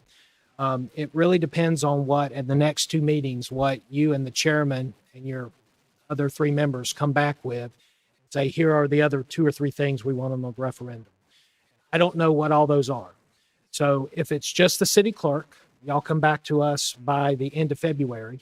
You say, we're going forward with the city clerk. We discussed these other 2 or 3 things, but we can't reach agreement or whatever. Let's go forward with this. Then we can press forward in May or the general election primary in August. We'd have to have that by March or June so we can lock and load. The August primary would be cheaper, and we're going to have a large portion of our folks already planning to vote. If they are, assuming we have partisan primaries on both sides of the aisle, should have, knock on wood, plenty of people there. Let's see where y'all are at in a month. I really feel it's important to push this city clerk through and get approval from the citizens. I have heard overwhelmingly they want transparency and accountability. And part of the way we move forward and don't repeat the mistakes of the past is getting that 2-person senior leader accountability on all things financial, right? And the big legal dollar amounts and thresholds. So the sooner we can get that clerk approved and plugged into the team, I think the better off organizationally we'll be as a whole. Is the commission against doing a standalone? And is the commission against doing a standalone ballot just for the clerk as soon as possible that next election? Because from my standpoint, we've already settled it, and I believe we've even worked ballot language with the city attorney that I feel as one member of that committee that the city administration has what you guys would need to go forward and put that on that ballot if you so chose to do so. We're only talking about a month, give or take. So I would prefer, it's going to cost us either way. And our citizens, Super Tuesday is actually my least desirable of the 3 options because Lynn Haven voters weren't planning on participating at all. Okay. And so I would rather, if it's going to cost us the same, that gives you another month. It gives us about 3 weeks to take what you guys give us. Because if we submit for the clerk and it's just one thing on the referendum, let's say it's $20,000, you'll have 2 or 3 key important things you want to get basically pre-approved for the rest of the revision of the charter. It's still going to cost us $20,000, whether it's 1 question or 3. And whether it's April or May, it's the same. The only one that we save on is August and November. Correct. Okay. So I thought there was a difference between April and May on price. So it's the same. Okay. So, and once you guys, because you're all men, once you guys submit this to us, we will discuss it and move forward from there. Then yes, we absolutely will have a marketing initiative to share with our citizens. Here's what we're doing and here's why. I think I genuinely believe the citizens will be amenable to this. But we have to tell that story and explain why we're pushing this and why we're asking them to go vote. Right. And so one thing we learned at the last commission or committee meeting is that the city can't actually expend any funds on that. It will be up to you individually as commissioners on your own, and also members of the public who I know there's, they haven't left yet, members of the Beacon and the Bay County, myself as a member or the owner of Lynn Haven Neighbors, and other individuals throughout the community will really bear the responsibility of letting voters know what's going to be on the ballot, why should they support it or not. Because as the city attorney can tell you, the city can't expend any money on voter education, which blows my mind, but that's the law. Once it's on the ballot. So once you have a ballot, you can't spend any money, but you can educate and actually spend money. It's not considered an electioneering if you started marketing right now because you don't have a ballot yet. Like workshops and stuff. I'm sorry? Workshops or just... You could send out a newsletter right now. All of the things that are prohibited once you've got a ballot question, you can't do it once you adopt that resolution that sets the ballot language and calls for the referendum. You can't spend any more city money to market and educate the public. But up until then, you can. Thank you for that. That's actually very helpful. Darn it. We need to talk about that. We definitely need to push that forward. I guess what I'm asking for from the other my 4 teammates here is, are y'all good with this? Yeah, it's been a long night. I'm sorry. It's not been as entertaining as some of our other meetings, but we've gotten a lot of sausage made tonight. So thank y'all for your due diligence here. Are y'all good with this kind of the plan forward at this point? Commission as far as the clerk concept goes, and if the charter review committee comes back with 1 or 2 other things they want to put on that same referendum, we'll know in the next month or so, move forward with either the May or the general election in August. I'm just going to say, looking at this subjectively, I'm always going to say the August. I don't care what's on the ballot. I would say August, just from a pure democratic standpoint, you want as many voters as possible every single time, regardless of what the item on the ballot is. So I'm going to be pro August. Whether that was the same price or less, it's get as many voters as possible. Yes, sir. So I don't really need any time to think about it. My mind's already made up on that one, but I'm not going to die on that hill. That's just how I feel about it. Yes, sir. Pat? I thought the same way because it gives the Charter Review Committee until June. The deadline I think was June for August. And I mean we kind of, I don't think we ambushed you tonight, but we're setting you up for, hey, let's file in order to get this thing moving. And you know, I think that's a great thing about the mayor coming in is that he wants to move on this, and I think that's right. We got to establish the clerk thing. That's kind of why when Jamie brought it up about the clerk, I know we debated, and it's like I felt like we needed to, even though it was early to do so, instate the Charter Review Committee again.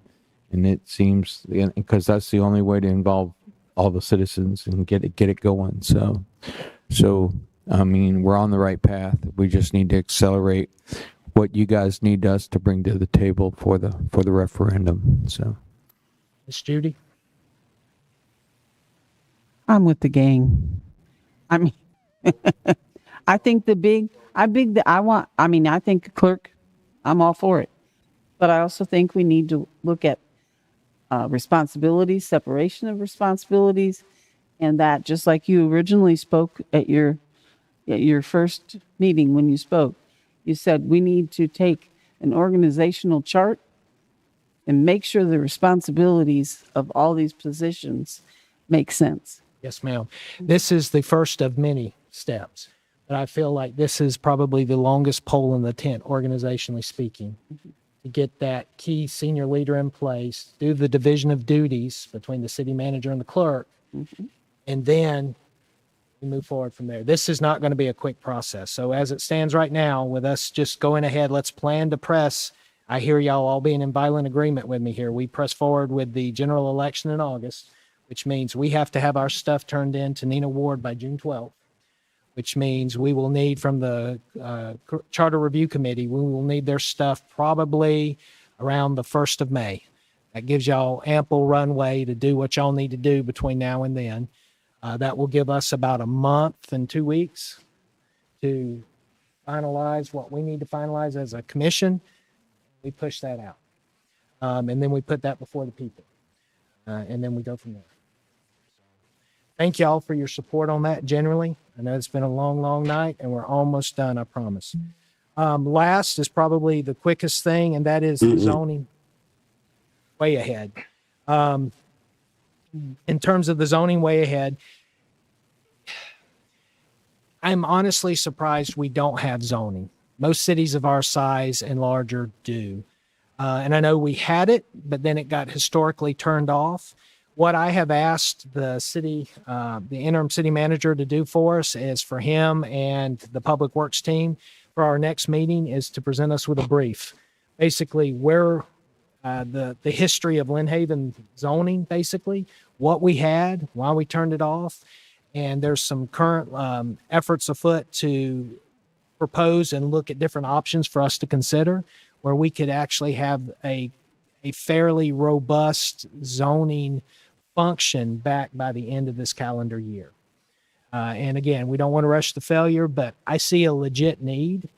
And I think some of the things coming before the commission, including one we had tonight, maybe not would have come before us if we had a zoning in effect and in place, as well as a unified kind of land usage function that some key updates to go along with that zoning. I think those two work hand in hand. So we'll look at this for next week, or excuse me, the next meeting, kind of get an informational brief, and we'll move out from there based on the studies and the proposals that are currently being mixed and baked to come before us for us to look at. With that, if there's nothing else from the commission, for this, we'll flip over to the back page. We'll have public commentary, and then we'll do our reports, and we'll wrap up. Yes, ma'am. Come on up. This is Jerry Parker, a.k.a. Gap.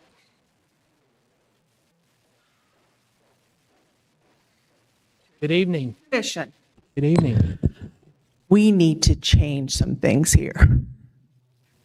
Public commentary needs to be changed. Look how empty this whole thing is. It needs to be changed. Public commentary needs to be back at 7. You need to put mayor's report, commissioner's report, interim manager's report, and city report, attorney, then public commentary, so that we can respond to some of the things that you guys tell us, that we don't have to wait 2 weeks to respond back to what y'all have already said. Public commentary needs to be at 7. 15, this is crazy. This is crazy. I'm sorry. Thank you.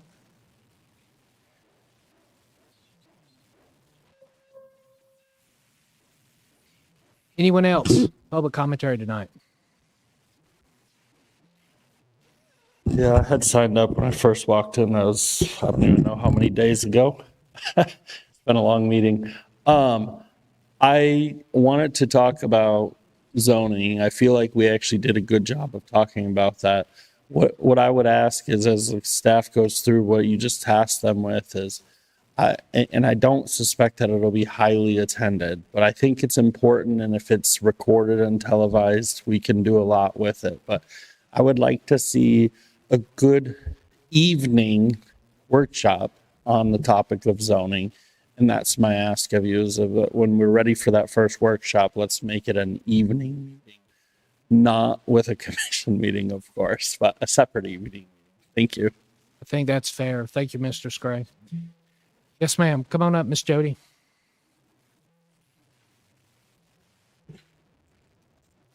I just want to say, I was praying for boring meetings and I got it, that's okay.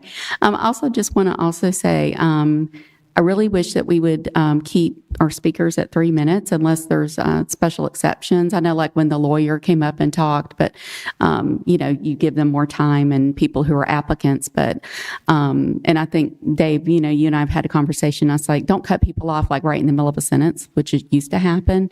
But tell people to wrap it up. I mean, I think that's Sure. That's quite reasonable. Anyway, and like I said, you didn't do that. But like I said, like me, if I was going to go on for 10 minutes, you should not let me do that. Just a comment on the city manager. And I've said this before and I want to say it again. Just be very careful who you choose. I mean, I think some of y'all are kind of leaning one way or maybe another, but this is a very, very important decision. So just be careful who you're choosing.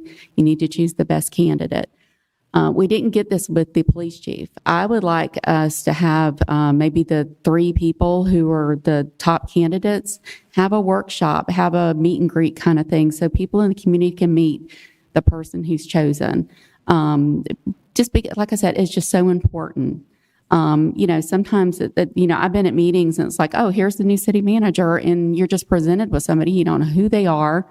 I mean, I had I'm not going to name his name, but there was one person that was a city manager that I had an immediately like, oh my God, who is this guy? And we don't need this guy. And then some stuff happened later. So anyway, all that being said, like I said, I just think that you should let the people meet. You want transparency. I think you don't have to do it with 20 people. Have the top 3 candidates. I'd really like to have a workshop, meet and greet kind of thing. Thank you. Yes, ma'am. Thank you for that. And yes, this was a learning experience tonight for sure. My training wheels were on. One key, and that was for the applicant and his lawyer. I was not allowed to give them time. So I had to let them speak till they spoke. I was surprised when the timer went off at one point for the lawyer doing her closing remarks for him, because my guidance from the city attorney was I couldn't limit them.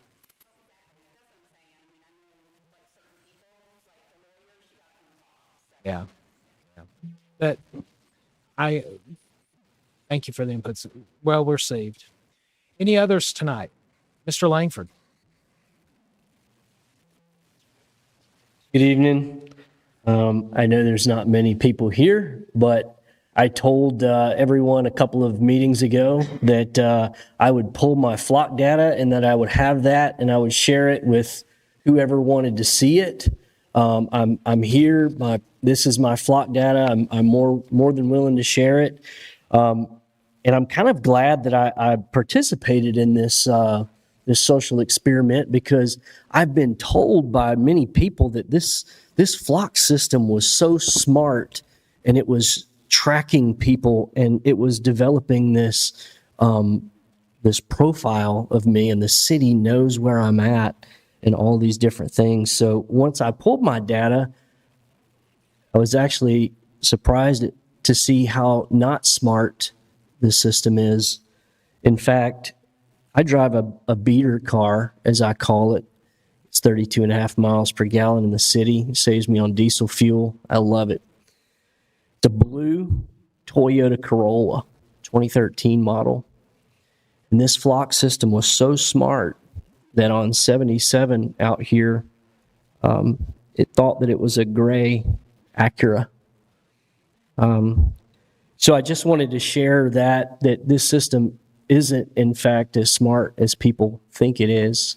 It's no different than, like I said before, me standing out on 77 on the Bailey Bridge, taking a picture and sending it to the Lynn Haven Police. So I know there may be some people out there watching on YouTube. Hopefully, I don't know.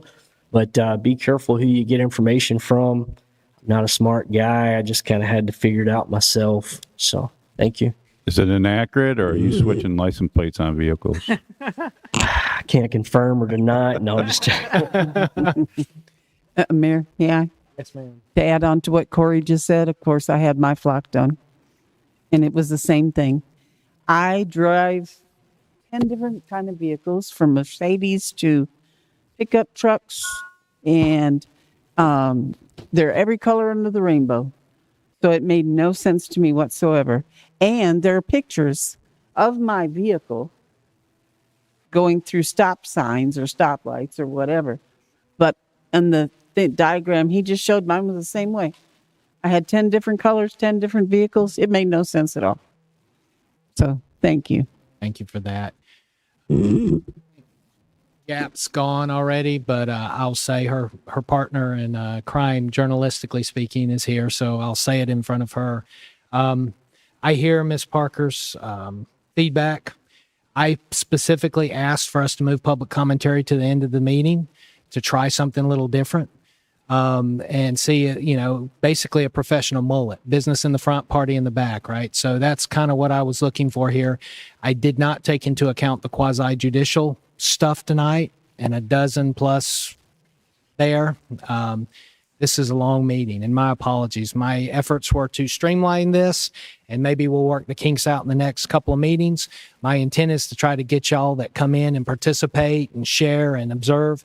I want to get y'all out of here sooner, and that includes the city staff who's here supporting this, as well as our reporters, as well as our general public citizens that are here. So I'm sorry this was another long meeting, but we got a heck of a lot of stuff done tonight.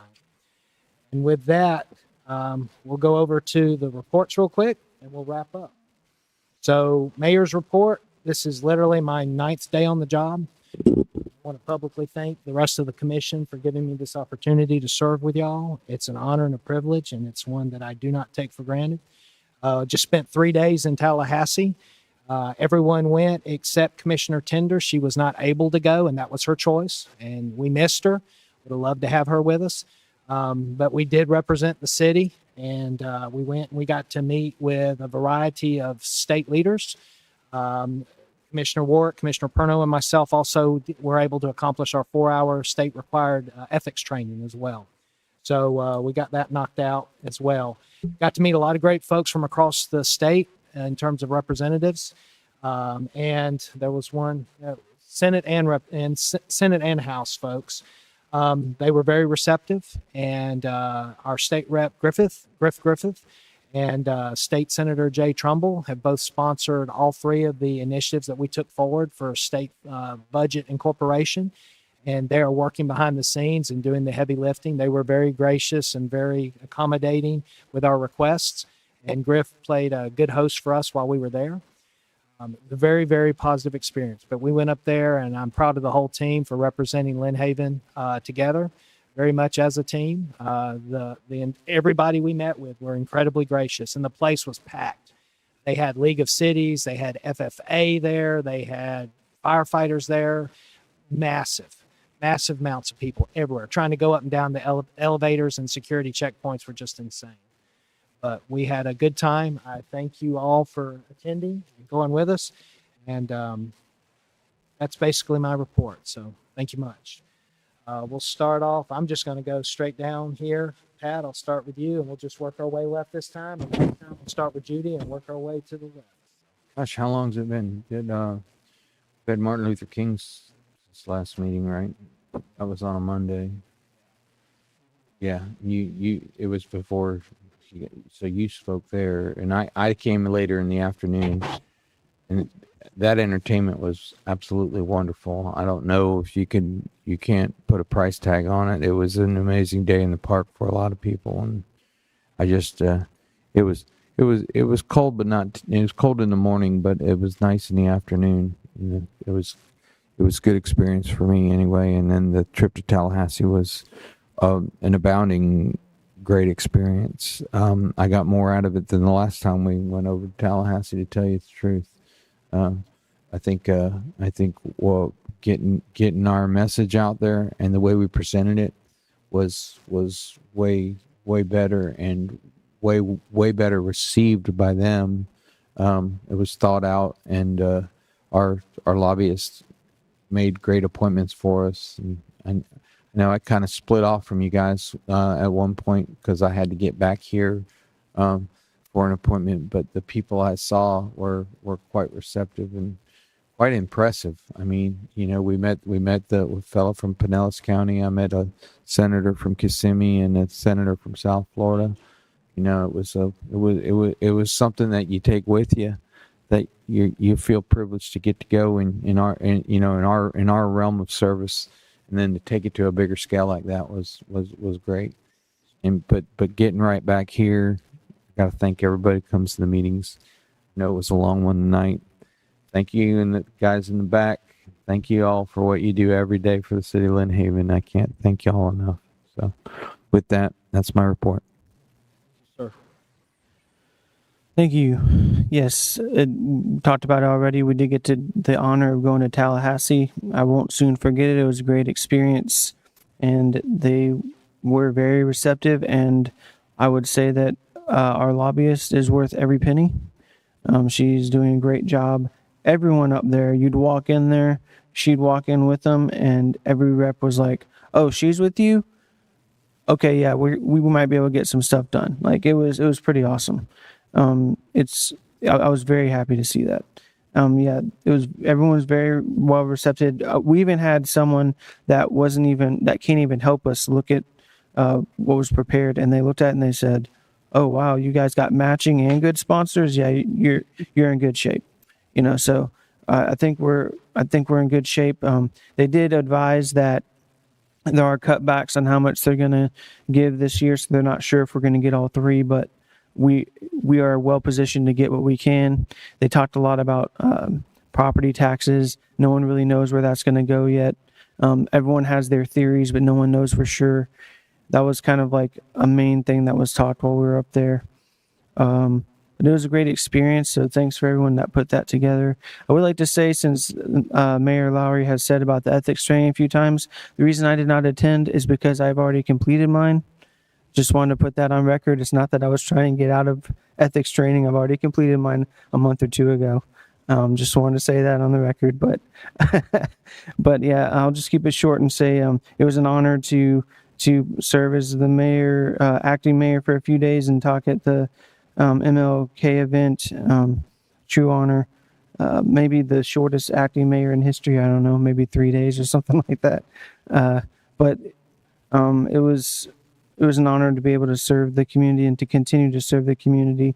And I'm excited to see what this team can do together. I think one thing I wanted that the idea you had about us kind of getting together in the public eye, of course, and kind of talk what our priorities are. I think that's an excellent idea. I was going to bring that up in my report, but we already talked about it. So with that, thank you for everyone that came out tonight and to staff and everything. I'm looking forward to baseball season and softball season with my kids. Co-ed softball is wrapping up. We are 0-8, my team. So, yep. Fire. Yeah. I got robbed of a hit to the warning track the other night. I'm a little salty about it. Oh, yes. But yeah, it was a lot of fun. I knew we weren't going to win many games. I was there for the fun, and we had fun. So with that, I'll pass it on to Commissioner Work. So I won't regurgitate all the stuff that's already been said, but the thing I'll say about Tallahassee is something we should have been doing every year already. And I think we need to do it at least once a year. Making face with the representatives that will be making those decisions, I think it makes a big difference. So that would be my recommendation, to do this at least once a year. Not only that, when you get new commissioners that get up here, they can go up there and learn some things. I did learn a lot, especially about the property taxes. So that big thing I learned is we need to educate the residents if that comes up on a ballot this year. I wasn't going to bring this up, but since it was talked about, public commentary. I don't know if anybody's watched how Panama City does theirs. They don't have public commentary. What they have is a town hall. They do it once a month. They do theirs at Saturday. I think it's 8 a.m. And I've been thinking about this for quite a bit. And I think you need to learn, or I think we need to look at, what is the purpose of public commentary? To me, the purpose of public commentary is to hear the concerns and feedback from the residents.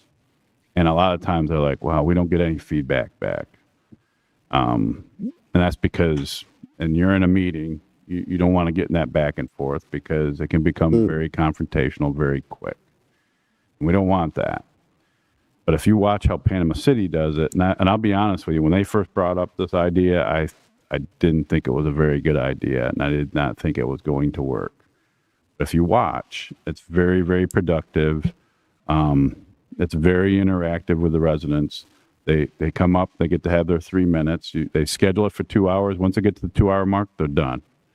So every resident gets to come up, talk for 3 minutes. And if they get through everyone and someone wants to come up and talk again, they let them come up and talk again. And if there's things that commissioners want to bring up and they have a discussion on, that's a time for them to do that also. So I bring that up because I would like us to kind of consider that. I'm actually a fan of that. So I was going to bring it up at the next meeting and probably put it on the agenda or something, but I figured I'd bring it up now just to kind of put it in your noggin and kind of think about it. When you want to have it. I'm not opposed to having it Saturday at 8 a.m. Okay. But just so everyone knows, it's just the commissioners, right, the city manager, and they have a city attorney there. I don't know if we're required to have a city attorney there, but it's just something we need to discuss. But it's none of the department heads or anything, so they don't have to be there. Do they have to record it? Give them some more time so that, they're not here for the entire meeting if we had public commentary. I don't know. I don't know if we want to keep it the same way or if we want to do it on a different day in the evening. That's up to discussion. Okay. I just getting a feel if we got to figure out when would be a good time to do it. I don't know. Yeah. But I would recommend watching it. All you got to do is go on YouTube and look at I've seen clips of them. I've seen it. The way they have it set up. They have it set up in an open forum. They don't even do it in the meeting hall. They do it in the foyer. They do it in a room. Yeah. I envision us being down here in tables. Yeah. So if y'all want to try it, we can guinea pig. Let's do it at midnight on a Friday after everybody's been out partying all night. That would be very interesting. And nobody will be here except those who are in a great mood.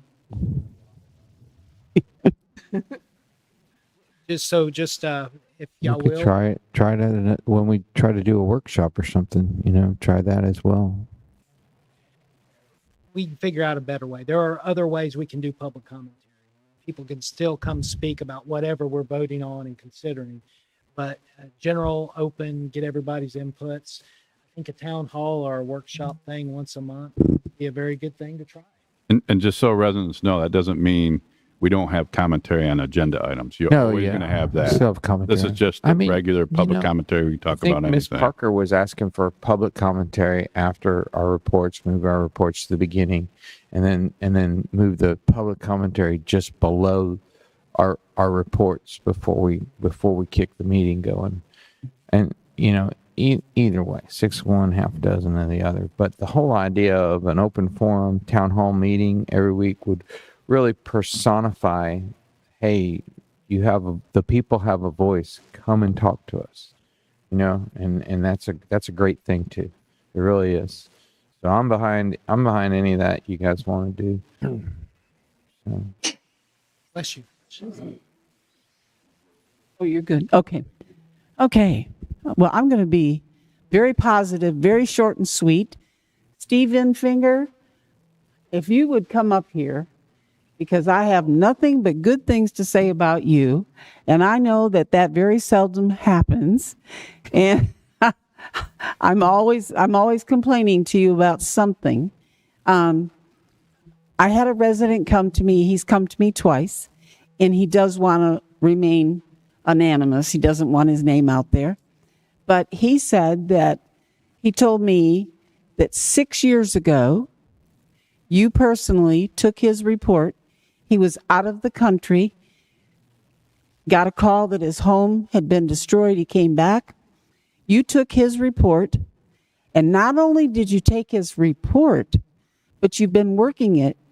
And 2 weeks ago, he received a full $42,000 back from the person that you actually stayed on this whole time.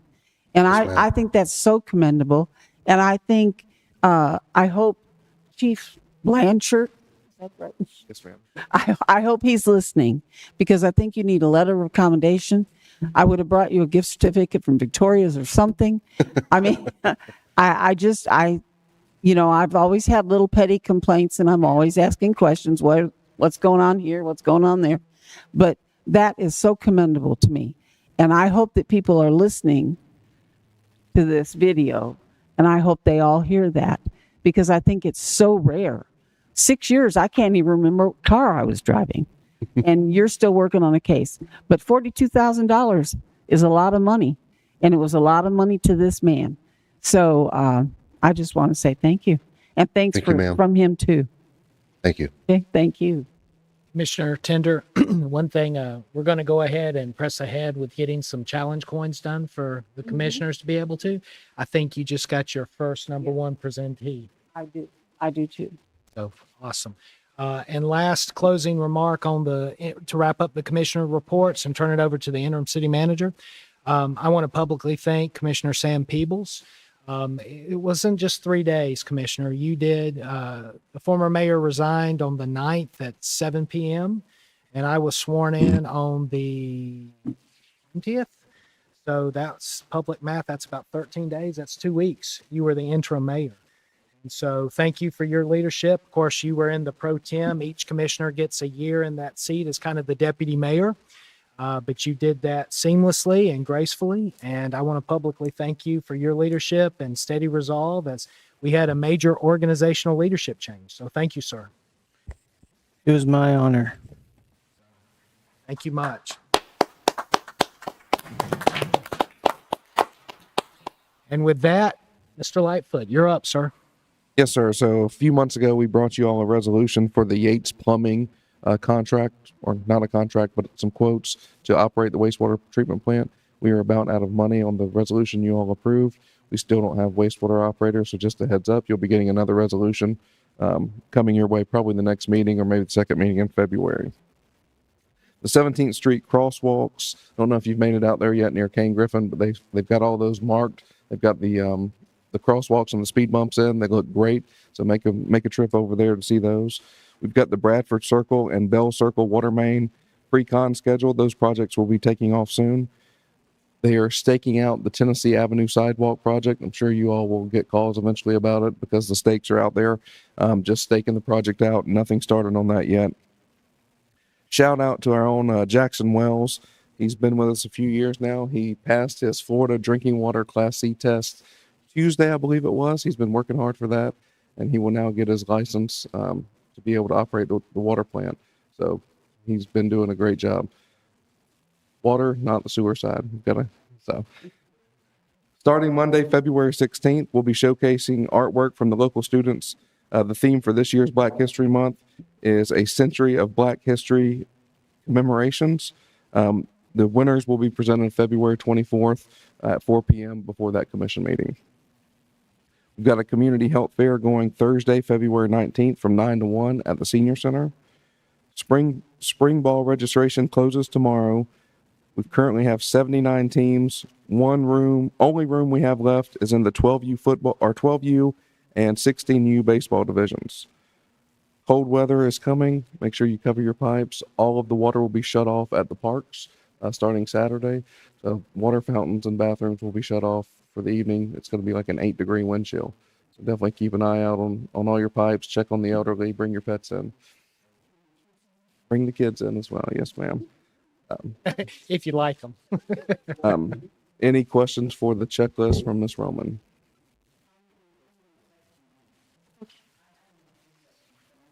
Okay. I would like to give you a brief update on fiscal 25, just very briefly. I know it's been a long night. We are still working on our audit procedures.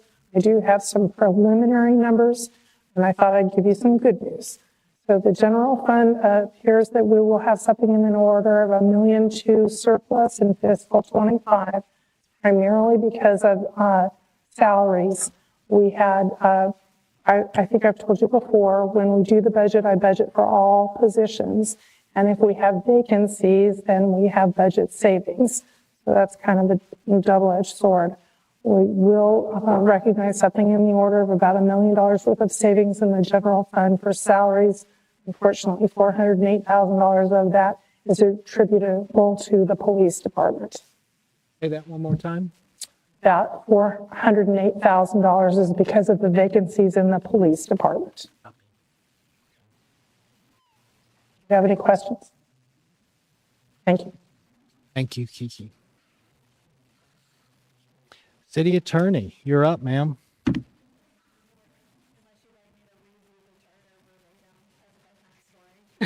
I don't think anybody needs a bedtime story tonight.